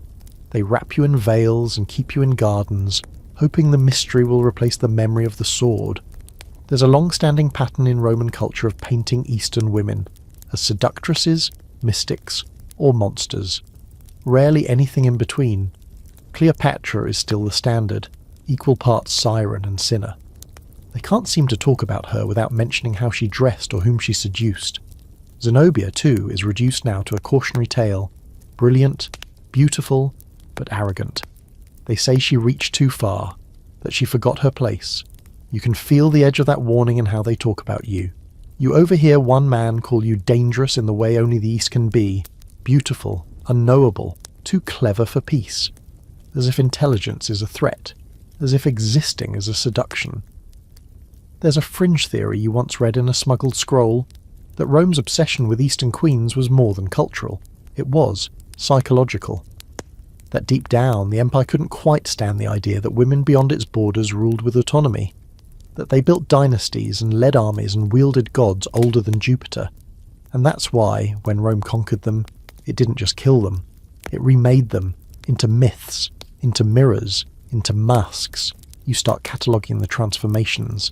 A statue of Atossa, Queen of Persia, found in a Roman port, redone with softer features and Roman curls. A play about Semiramis, where she's a temptress who poisons her lovers. An imported tapestry of Queen Tamiris, head of Cyrus the Great held high, rewoven to show her weeping at the edge of the battlefield. Everywhere you look, there are women like you who once ruled fire and are now reduced to flickering candles in Rome's grand hall of storytelling. But here's what they miss. Myths don't die. They mutate. They leak through the cracks of marble.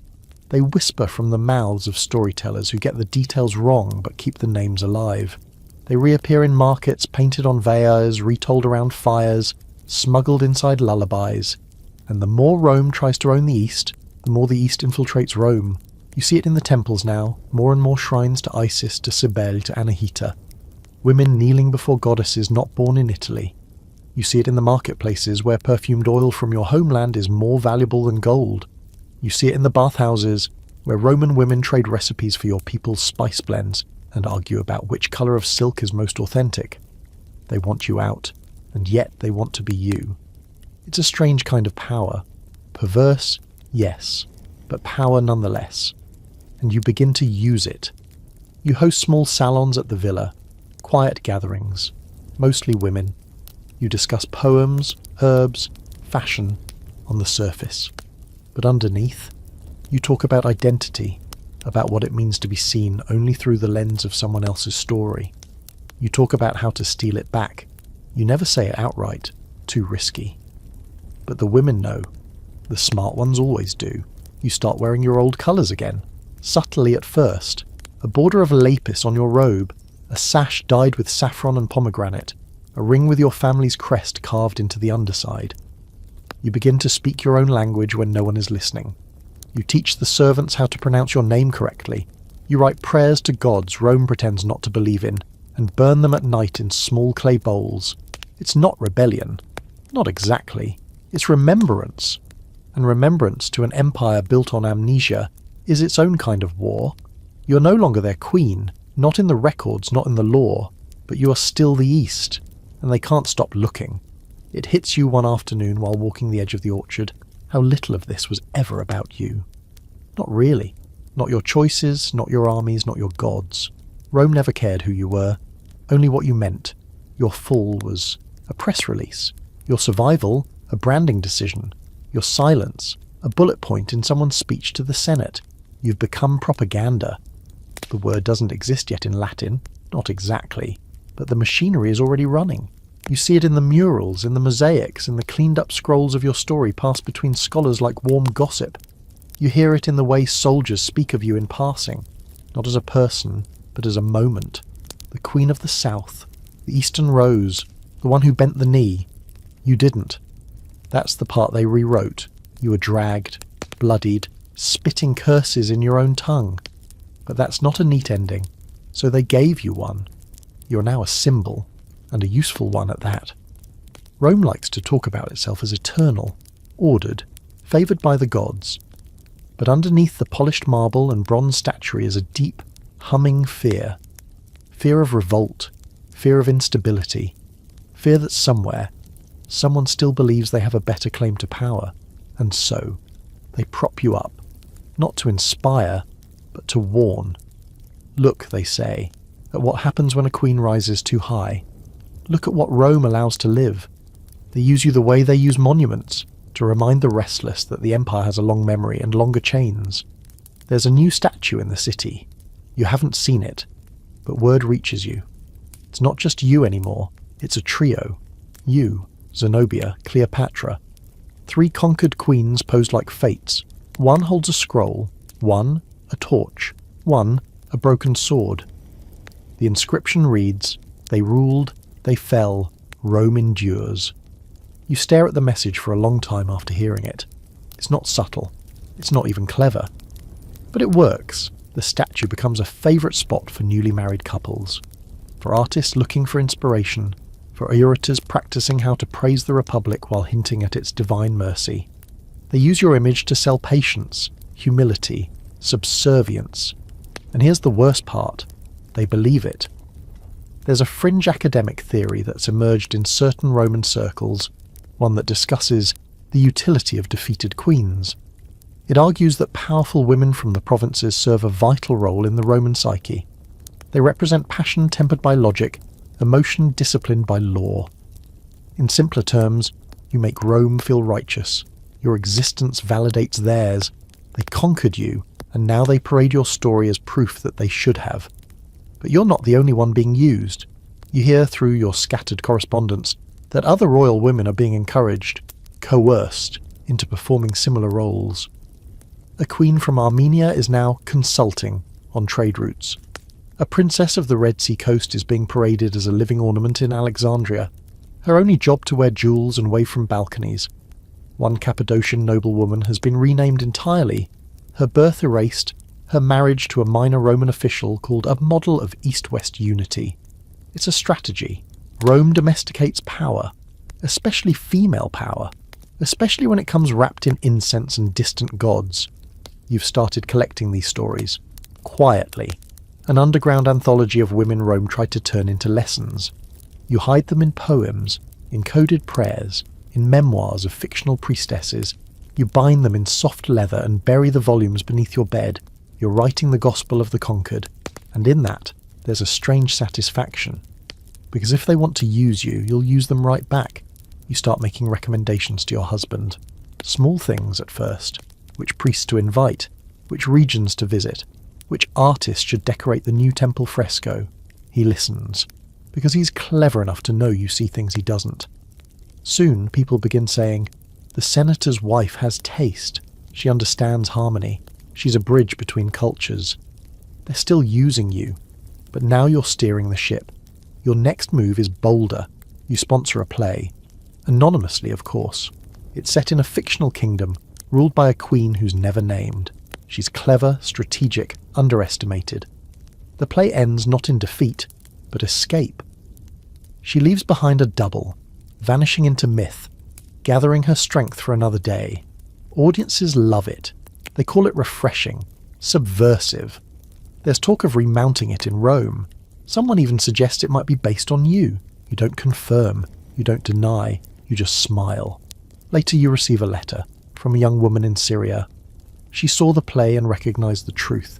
She signs it simply, Daughter of the Dust. She says she's building a school in your name, a secret one, for girls. You cry when you read it, for the first time in years. That night you walk through the vineyard as the moon rises round and golden. You whisper the names of the women Rome tried to silence, one by one, like beads on a string. Some are real, some you've imagined. All of them are yours. They've made you into propaganda. But propaganda cuts both ways. You were supposed to be a warning, but now you're becoming something else. A manual. They call it fashion. What they're doing to your memory. They drape themselves in fabrics dyed the same red you once wore to war. They line their eyes like yours. Exaggerated, elongated, meant to evoke something mysterious. They braid their hair in patterns taken straight from the royal women of your court, the same ones who were mocked for their uncivilized styles when Rome first saw them. Now it's elegant. Now it's in vogue. Now it's all the rage to look like a woman whose name they conveniently forget. At the market, a vendor sells tiny figurines labelled Domina Orientalis, the Eastern Lady. The figure looks familiar. High cheekbones, sculpted robes, one hand raised as if bestowing a blessing or issuing a command. You pick one up, turn it over. There's no maker's name, no country of origin. Just a generic stamp, approved by the Imperial Guild of Artisans. You wonder if they know who it is, or if it even matters anymore. Rome has turned you into a look. They've plucked the bones of your life and arranged them into a costume sold by the yard. You see it in every corner of the empire now. Tunics with your cut, sandals in your style, pins shaped like crescent moons. There's even a perfume. Aroma Regina, spiced with cinnamon, clove and a hint of lotus. The bottle is shaped like a tear. They say it's inspired by the last breath of the East. You sniff it once. It smells like your mother's funeral. One of your husband's relatives, young, airy, painfully fashionable, arrives for a visit dressed in what she calls tribute attire. She poses in front of your statue and asks if you'll give her tips on how to walk more like an Eastern queen. You smile thinly. Tell her to try walking with a kingdom on her back. She doesn't get it. To them it's all aesthetic, the hardship, the humiliation, the hunger. You've been made wearable. Your grief is a trend. Your crown is a hair accessory. They're not mocking you, not intentionally. That would require acknowledging that you existed. This is something worse. They've sanded you down into style. It happens to all of them, eventually. You see echoes of Zenobia in the silver-threaded belts women wear to feasts. You see Cleopatra in the milk baths that are now marketed as beauty essential. You hear whispers of Boudica every time a Roman noblewoman refers to herself as fierce. Rome has a genius for commodifying what it fears. A scholar visiting from Carthage tells you, after too much wine, that this kind of trend is the highest compliment. It means you've become part of the Roman identity, he says, slicing a fig open with a silver knife. They don't fear you anymore. They admire you. You ask him what he thinks admiration feels like to the conquered. He doesn't answer. There's a debate in the philosophical circles of the city about whether cultural adoption is a form of honour or theft. Some argue that when Rome imitates, it elevates. That wearing your styles, praying to your gods, mimicking your voice is proof of your impact. Others, more cynical, claim that it's Rome's way of cannibalizing what it can't fully erase. You know which side of the argument you're on, because you remember the first time you saw Roman women stare at you like an artifact. Not a queen, not a person, just a look they could borrow. You begin collecting the fashion pieces, not to wear, to study. You lay them out in one of your private rooms. Robes, jewellery, perfumes, even cosmetics. You label each with what they used to mean. This bracelet once signified loyalty to the goddess of storms. This hair comb was used in mourning rituals. This dye was reserved for women who gave birth under eclipse. You catalogue everything Rome forgot. One afternoon, you take a walk through the nearby village. No guards, no pretense. You wear a simple cloak, your hair braided tightly beneath a scarf. At a stall, you see a little girl trying on earrings shaped like the sigil of your house. She doesn't know it, of course. The vendor tells her it's the symbol of the Moon Maiden. You almost correct him. Almost. Instead, you buy the last pair and leave a silver coin that bears the Emperor's face. That night, you remove the coin's edge with a blade. Carefully, slowly, until the face is just a blur. You keep it in a box beside your bed, not as a trophy, as a warning. Because this is what they do. They turn you into fashion, then forget where the pattern came from. And once they've squeezed all the colour from your name, they move on. But you're not done yet. You begin to teach again. Quietly. You find young women who still know how to listen with more than their ears. You teach them the real meanings, what each pattern meant, why the silk was wrapped a certain way, how scent could be used as a weapon, and bracelets could send messages, and veil colours were a kind of war cry. You remind them that before these things were pretty, they were powerful. Rome doesn't see it. It never sees it. But you're not fashion. You're armour disguised as beauty, and that they'll never be able to replicate. They start calling you Martyr, not as in mother of children. Your son, still somewhere in Rome, no longer writes. His last letter was formal, respectful, addressed to you by your Roman name. It might as well have been addressed to a stranger. No, this is a different kind of mater. They mean it in the civic sense. Mater villae, mater concili, mater decorum, mother of the household, mother of wisdom, mother of Rome in miniature. You're still not Roman, not really. But now you're motherly, which is almost better. It's palatable, comforting, useful. A foreign queen rebranded not as a threat, not as an ornament, but as a caretaker of Rome's sensibilities, of its fashion, of its femininity. You've survived conquest, remade yourself, and now they want to wrap you in soft language like gauze, like a bandage on a scar they hope won't show. It's almost impressive, the way they've evolved your image. You started as a prisoner, then a curiosity, then a whisper, then a style. Now you're advice. Young wives come to you with their troubles. They ask how to host better, how to walk with dignity, how to quiet a husband's temper without raising their voice. They want to know what kind of incense you burn, what kind of wine makes a man kinder, what kind of prayer convinces the gods to bless a womb. You give them the truth, but only in pieces. You tell them rose water for calm, jasmine oil for strength, a braid wrapped right over left to ward off betrayal. You mix old rites with new logic, slip your mother's wisdom in under a Roman gloss. They think it's exotic, charming. You let them. You smile as they imitate you. Because what they don't know is that you're still shaping them, just not with armies. There's a Roman girl named Flavia who visits often. Too often. She's bright, curious, always scribbling things in her little wax tablet. She wants to learn about your old court, the dances, the rituals, the food. You indulge her, up to a point. She asks if she can write a history of your people from your perspective. You raise an eyebrow and ask, would they read it? She shrugs. They might. If I call it my evenings with the Queen? You laugh, not unkindly. You remember being her age, full of plans, full of questions. But here's the quiet truth. You've become valuable again. Not because of who you are, but because of how you appear. To the Romans, there's something elegant about an aged queen who's survived.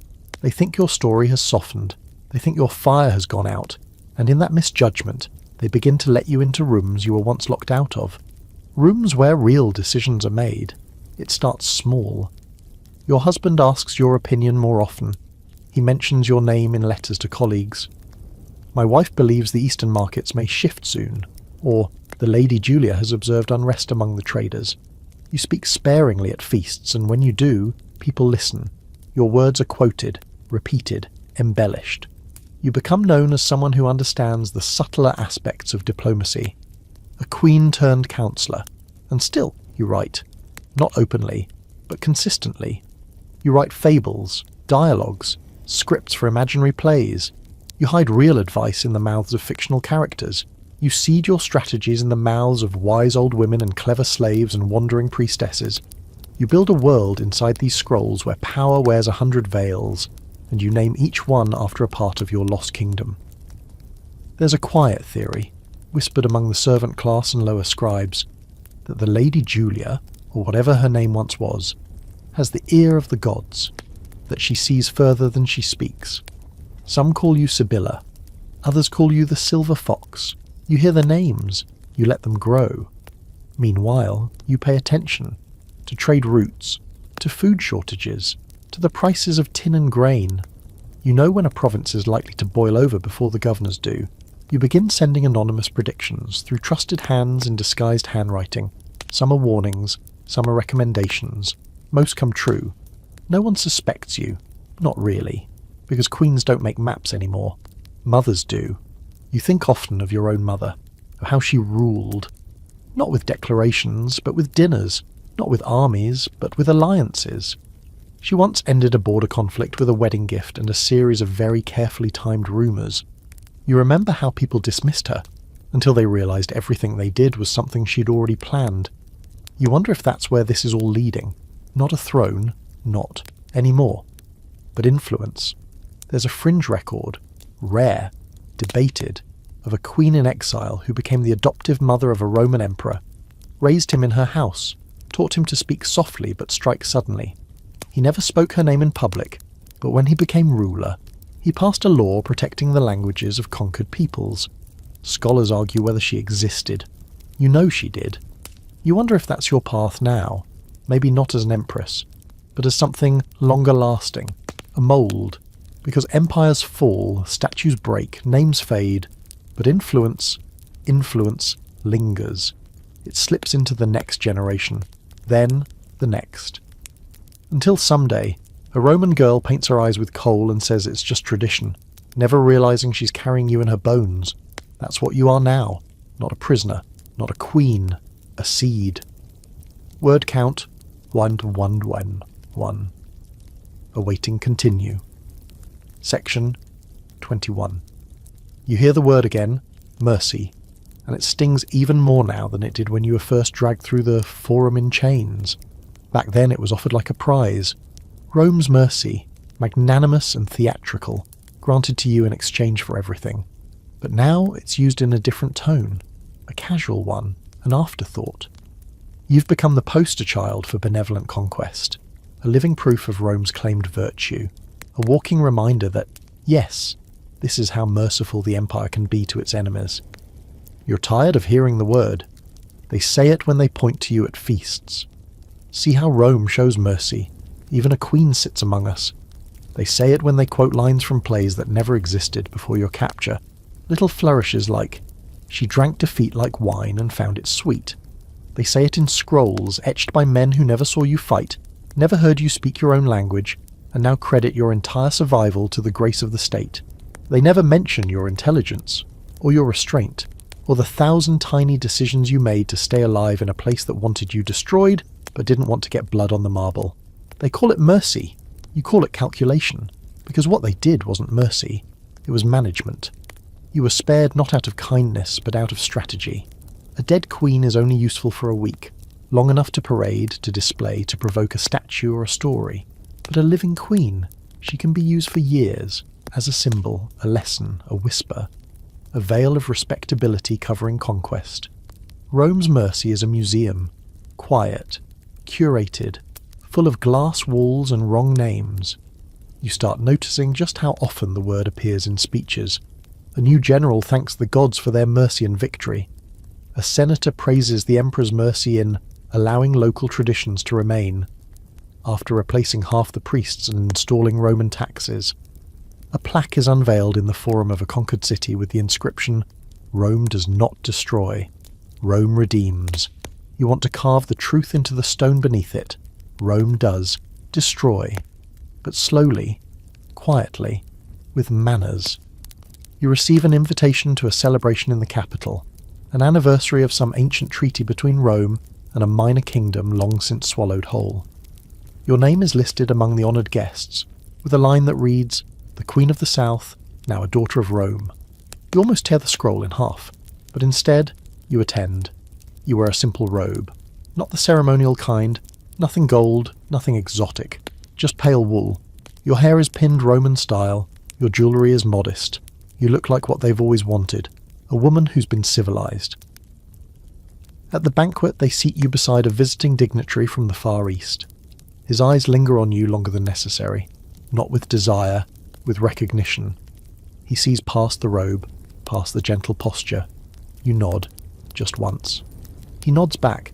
It's the only honest moment of the entire night. They raise toasts to peace, to victory, to mercy. You raise your cup, sip, and wonder what they would have done if the roles were reversed. If Roman cities had been burned, their temples gutted, their gods renamed, their sons sent to distant lands to be taught foreign virtues. If a Roman queen had been marched in chains, renamed, and made into a fashion icon for the same people who burned her kingdom, would they still call it mercy? There's an open debate among scholars, still is, about whether Rome truly believed its own rhetoric. Some argue it was all a front, a convenient costume for conquest. Others insist the empire genuinely saw itself as the world's civilizer, that it thought it was saving the people it conquered. The truth is probably somewhere in between. Empires are good at lying to others, but even better at lying to themselves. You walk the edges of this lie every day. You hear whispers now, of rebellions simmering in provinces that were declared pacified decades ago. You read between the lines of shipping manifests and grain reports. You see shortages where there should be plenty, silence where there should be noise, and you know, the mercy is cracking. Rome is stretched too thin, too many mouths to feed, too many names to remember, too many queens like you who were never really tamed, just temporarily quiet. You still receive visitors, young women mostly, students, thinkers, daughters of governors. They ask for stories, you give them recipes, you give them old names, old customs, hidden in metaphor and myth. They think you're being poetic. You're not. You're planting weapons. One day you write the word mercy on a scrap of papyrus. You study it. You think about what it has cost you, what it has become. Then you burn it. And the next time someone says it to you, softly, with admiration, with a smile, you nod and think, I'll show you what mercy really means. You wake before the sun most days now. It's a habit left over from when your palace still stood, when you rose to greet the day with incense and calculation. Back then, every morning was war, negotiations with ministers, offerings to temperamental gods, letters dispatched in secret to buy loyalty from the people who pretended to serve you. Now your mornings are quieter, but not still. They think you're retired. It's an easy mistake to make. You live in the countryside. You smile more than you used to. You tend a garden with your own hands. Lavender, mint, rosemary, and bitter oranges that only ripen in late summer. You walk the vineyards slowly, asking about rainfall, root rot, and rumours. You sip herbal tea in shaded alcoves and read scrolls that come to you folded 3 times, sealed not with wax but with thread, unofficial messages, updates, stories carried by merchants who've learned not to look too closely. And they arrive more often now. Whispers of cities on edge, governors replaced with increasing frequency, local gods suddenly demanding more sacrifices, bandits who aren't bandits. You recognise the shape of it. It's the same storm you once rode in on. Rome is trying to cover the cracks with marble again, but you know the smell of instability when it rises through the floor. You get word that a new empress has taken to quoting you. Well, not you, not exactly. She recites lines from one of the fables you wrote in disguise, the one about the lion and the silk bird. You smile, faintly. She doesn't know where the story comes from, but it's already shaping her court, softening her threats with metaphor. It's already working. You never needed to wear the crown again. You just needed to be remembered. Quietly, like a hum under the Empire's hymn. You walk through the villa and see the signs of your influence stamped everywhere, subtle and spreading. The cook uses your spice blends now, though he calls them Mediterranean fusion. The gardener trims the hedges in shapes inspired by the floral symbols from your old kingdom's royal seal. The children of servants name their goats and dogs after gods you grew up fearing. Even your husband, old now, soft and content, quotes your sayings in the Senate like they're Roman proverbs. They don't even realise. You sit at your window and watch a hawk circle the orchard. You think of your mother, your grandmother, and the women before them. You think of their thrones, made of wood and fire and stubborn memory. They didn't get statues. They didn't get scrolls. They got stories passed in secret by midwives and shepherds. You're doing the same thing now, but in silk. You wonder what it means to win. You used to think it meant outlasting them. Rome, the men who killed your people, the systems that remade your name. But now you think it means outliving their version of you. You don't want their statues. You want your words in mouths that don't even know they came from you. There's an open question among historians, later, long after you've gone, about whether the Eastern Queen ever led a covert resistance. There are theories, essays, whispered lectures in underground libraries. Some claim she was an informant for the empire. Others argue she was the spider in the web, manipulating governors and trade routes under the veil of civility. And a small, defiant group insists she was simply a woman who survived with too much dignity. They all miss the point. You weren't resistance.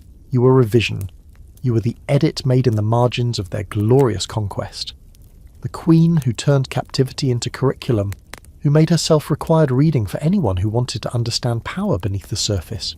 You still get letters, some from girls, some from old soldiers, some from women married into Roman families who whisper your name like a prayer between sips of wine. Most don't even know if you're still alive. They write to the myth. You answer a few, but not in your own hand. You let the legend grow, let your replies feel uncertain in origin. A line here, a riddle there. Sometimes just a pressed flower, carefully chosen. You're not interested in credit. You're interested in continuity. Your villa is quiet but not empty. There's a boy who plays a lyre under your fig tree, your husband's grandnephew. Too clever, too restless, always watching. You think he might become dangerous one day. Good.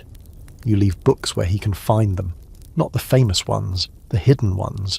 The ones about queens who didn't just survive but sculpted empires from other people's ruins. You start to think of death. Not with fear, just curiosity. How they'll tell the story. Will they say you died quietly, draped in Roman silk, whispering Latin prayers?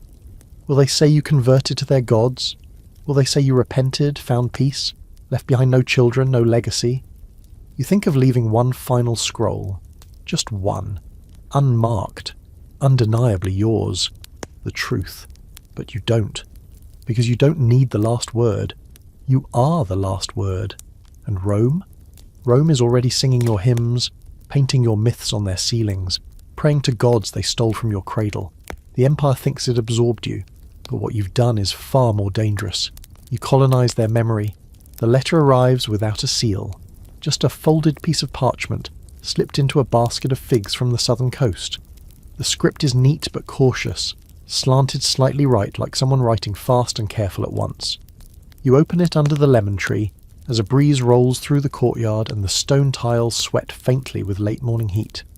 It's not addressed to you by name. It starts simply, to the one they turned into silence. You know immediately it's real. Not theatre, not politics, not a scholar fishing for favour or some idle aristocrat quoting back your own disguised words to you.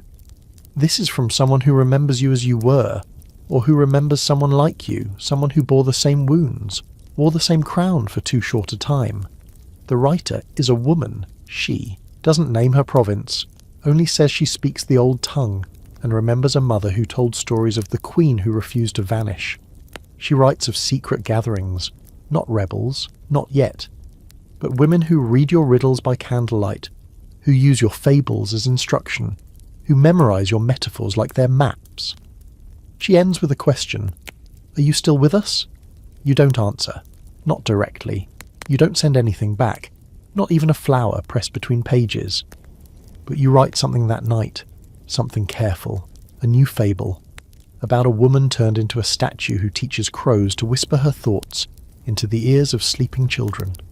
You have it copied 4 times, buried in bundles of export scrolls headed to various markets. One will reach her. One always does. You're not leading a rebellion. That would be too obvious, too clean. Rome is always ready to crush an uprising, but it doesn't know what to do with a drip. That's what you are now, drip by drip, erosion under the marble, quiet pressure, soft words with sharp teeth. You think often now of what's next. You're old by their standards. Still sharp, still graceful, but your joints ache in the mornings and your vision blurs when the sun's too bright. You don't fear death. Not because you're ready, but because you've outlived what was supposed to kill you. You weren't meant to make it past the parade, past the exile, past the soft forgetting. And yet here you are. Every time Rome looks in the mirror, it sees your face in the outline. Your husband dies in the spring. It's not unexpected. He was gentle in his decline, too polite to cause trouble. You mourn him sincerely. He was never cruel, never tried to possess what he didn't understand. In some ways, you think he loved you, at least the version of you Rome taught him to love. And maybe that's the closest thing to peace you'll ever get. He leaves the villa to you, fully. No contest, no interference from his relatives. They likely think it's a mercy, letting the aged foreign wife live out her final years among vines and art. But you know what it really is? It's freedom. For the first time since your capture, you are legally the ruler of something again. Small, quiet, but yours. You change nothing at first, not visibly. The same olive press runs, the same staff remains. You speak softly, but you begin writing more. You ask the steward to hire tutors for the local girls. Not formal ones, just old women, retired scribes, a few clever midwives who know how to speak without being overheard. You say it's education. Rome approves. You know it's recovery. A senator's wife visits. She talks about the worsening situation in the provinces, how temples are being vandalized, how grain shipments are delayed, how the roads aren't as safe as they used to be. She wrings her hands and calls it instability. You call it restlessness. She asks your advice. You tell her, when an empire swells too far, it forgets the edges. The edges do not forget. She blinks, unsure if it's a threat or a proverb. You let her wonder. You plant more herbs, the kind used in rituals long banned, the kind only a handful of women still know how to prepare. You plant them in plain sight, call them decorative, aromatic, seasonal. You know their real names, what they were once mixed with, what kind of magic they used to fuel. Magic, of course, is illegal. But so is telling the truth some days. You find your name in a scroll, casually mentioned, almost forgotten. A line in a long list of foreign wives of Rome, positioned between a Gaulish princess and a Dacian noblewoman who died unnamed. They call you Julia Regina Orientalis. That name again, not yours, just the one they gave you. You press your hand to the page until the ink smudges, and you write in the margins, she lives. There's a strange theory you heard once, that memory isn't linear, that it spirals, loops, that every time someone speaks a name with true intent, the past blinks open for just a moment, and in that blink, the forgotten can breathe again. You begin to teach the servants' children a new lullaby, one of your old songs, just a melody, no words, not yet. It catches, as songs do. A girl sings it while hanging laundry. A boy hums it while feeding chickens. Soon it's drifting through the vineyards, soft and almost holy. They think it's new. It's older than Rome. One night as you lie awake, you wonder if you've become a ghost. Not the haunting kind, the echo kind. The sort that lingers behind the smile of a senator's daughter or the boldness of a merchant's wife who dares to speak when she's not spoken to. Maybe that's what survival really is, not breathing, but echoing. And if Rome can echo through stone and sword and law, then so can you. You dream in your own language now, not the careful Latin you've perfected over the years, not the phrases you've polished like silver to make your Roman companions nod and say, how refined she's become. No, in sleep, your tongue forgets diplomacy. You speak the old words, the ones that taste like honey and smoke, like hot stone and thunder. The language of your mother, your nursemaid, your gods. In your dreams, no one renames you. You walk through a palace that no longer stands, hear your name shouted in celebration, see banners in your colours, not copies, not fashionable reimaginings, but real cloth dyed with real blood and berries, stitched by hands that meant every thread. There's no marble, no Latin inscriptions, just sand, silk, steel, and you wake up aching, not with sadness, with something deeper, something molten. You know now, clearer than ever, that Rome never killed your kingdom. It just buried it under stories, and every day it tries to keep it buried. But stories are never as quiet as they seem. There's a festival in the capital, a celebration of victory. 10 years since the final. Revolt in the East was pacified. You receive an invitation, a high honour, they say, a token of Rome's respect. They want you to sit beside the new empress, to watch dancers reenact a stylised version of your people's surrender. You decline. Politely. You send a gift instead, a jar of soil from your orchard sealed with wax. No message, no explanation, just dirt. It's enough. She'll understand. She's not a fool, that one. Not yet, anyway. You wonder how long before she too is reshaped, refined into myth, quoted but never heard. You've taken to wearing your old clothes in private, not the originals, those were burned or stolen long ago, but recreations, cloth you've dyed yourself, patterns you've stitched by hand, fingers slower now but still steady. You wear them in your study, in your garden, sometimes on walks through the vineyard when the sun is low and no one is watching. The feel of them is a balm. Your body remembers. You speak to your gods again, not the Roman ones, not the marble-faced parasites installed in every city. Yours, the old gods. You don't ask them for favours. You don't ask for vengeance. You just remind them you're still here. They haven't answered, but they haven't left.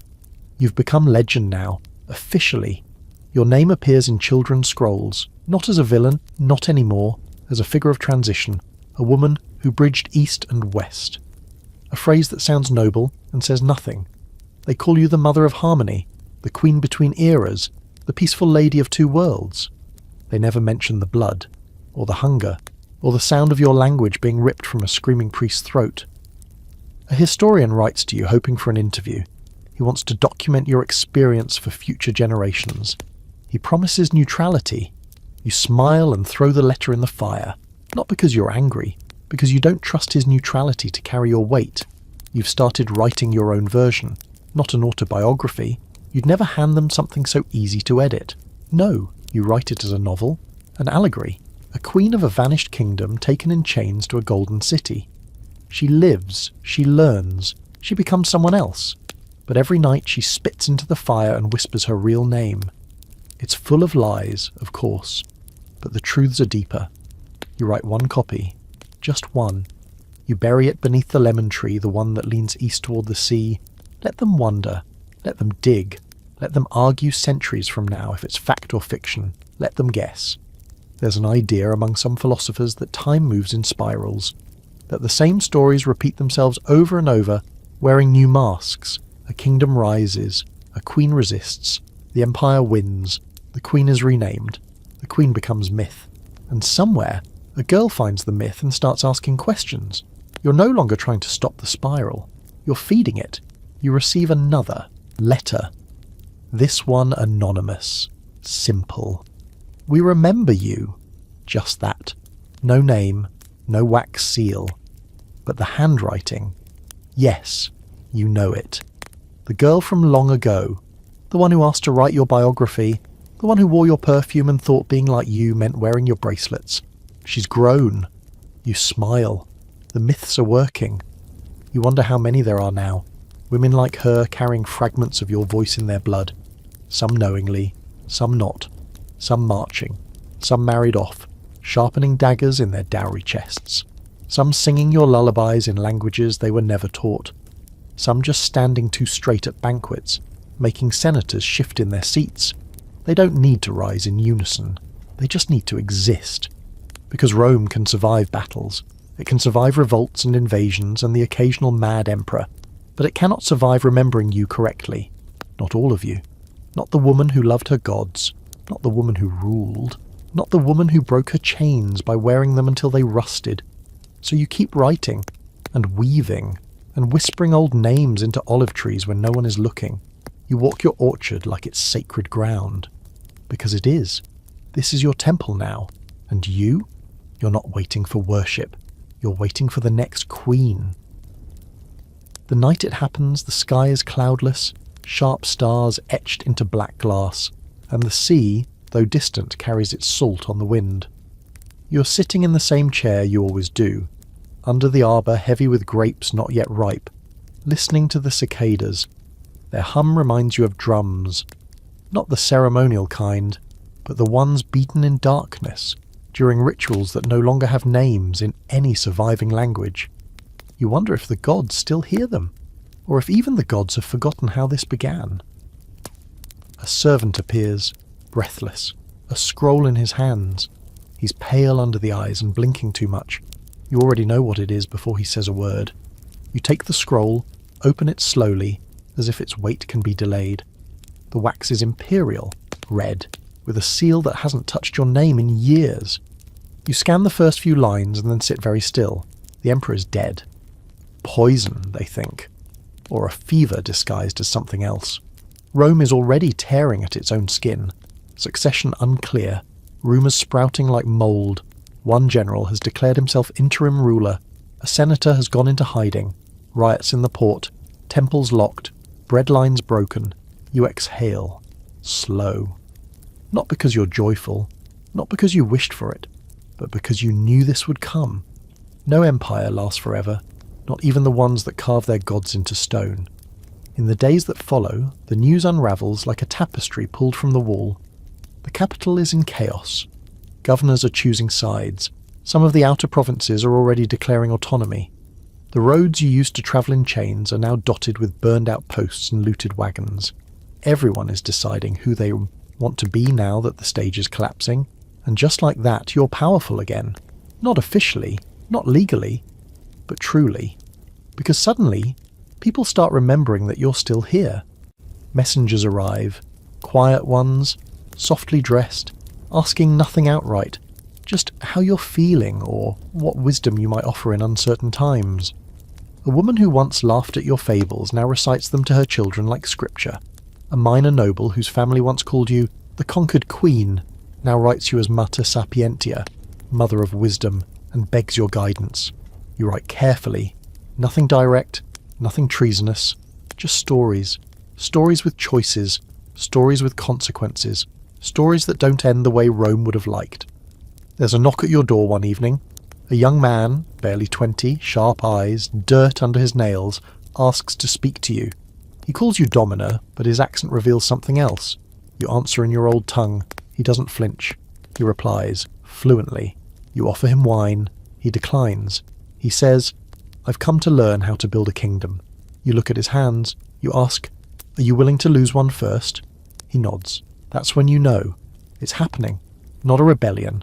Not a new Rome. Something else. A memory. Unburied. You start to gather them. Slowly. The ones who come without banners or slogans.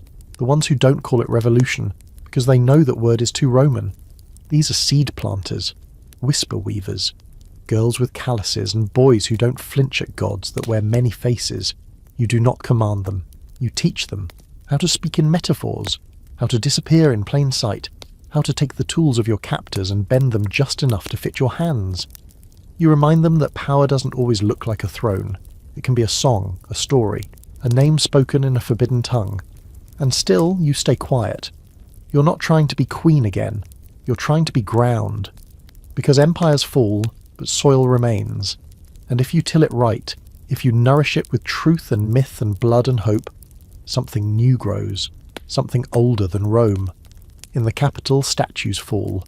You hear of one, your likeness, the peaceful queen, toppled by a mob and dragged through the street. They beheaded it, burned the stone crown, laughed. You smile when you hear it. Let them burn the statue. You were never in it. The real version of you is elsewhere, in the scrolls buried in children's games, in the herbs growing behind kitchens, in the way women press their hands to their chests when they lie, the way they've begun to braid their hair again with 3 loops instead of 2, like your mother taught you. You become invisible, and in that invisibility, eternal. At night, you dream again, this time not of the past, but of something else. A house made of shadow and light, a temple without a name, children running barefoot through dust and orange, blossoms, and someone singing your name, not the Roman one, the real one, the one that no longer appears in scrolls, the one only the wind remembers. You wake with tears on your cheeks, not sorrow, relief, because it started. You're no longer the woman Rome spared. You're no longer the queen they renamed. You are the question they couldn't answer. And long after their roads crack, long after their marble fades, long after the Senate becomes a story told to wide-eyed children with sticky fingers and braided hair, your story will remain, not in books, in bones, in the way people move, in the words they choose. And one day, when a new empire rises and they ask, how did it begin? Someone will whisper, there was once a queen who wouldn't disappear. You've made it. 30 chapters, 30,000 words, 30 steps into the heart of a woman whose real name they tried to erase, who became a queen, a prisoner, a mother, a ghost, a myth, and something more dangerous than any of those, a memory they couldn't quite kill. Let's be honest, no one gets a clean ending here. Not you, not Rome, not the echoes. You don't get a final battle with flaming swords. You don't ascend to some sparkling afterlife crowned in gold and redeemed by applause. Real history doesn't work like that. Sometimes you just keep living, quietly, sharpening stories instead of blades, teaching instead of screaming, building legacies out of lullabies, not monuments.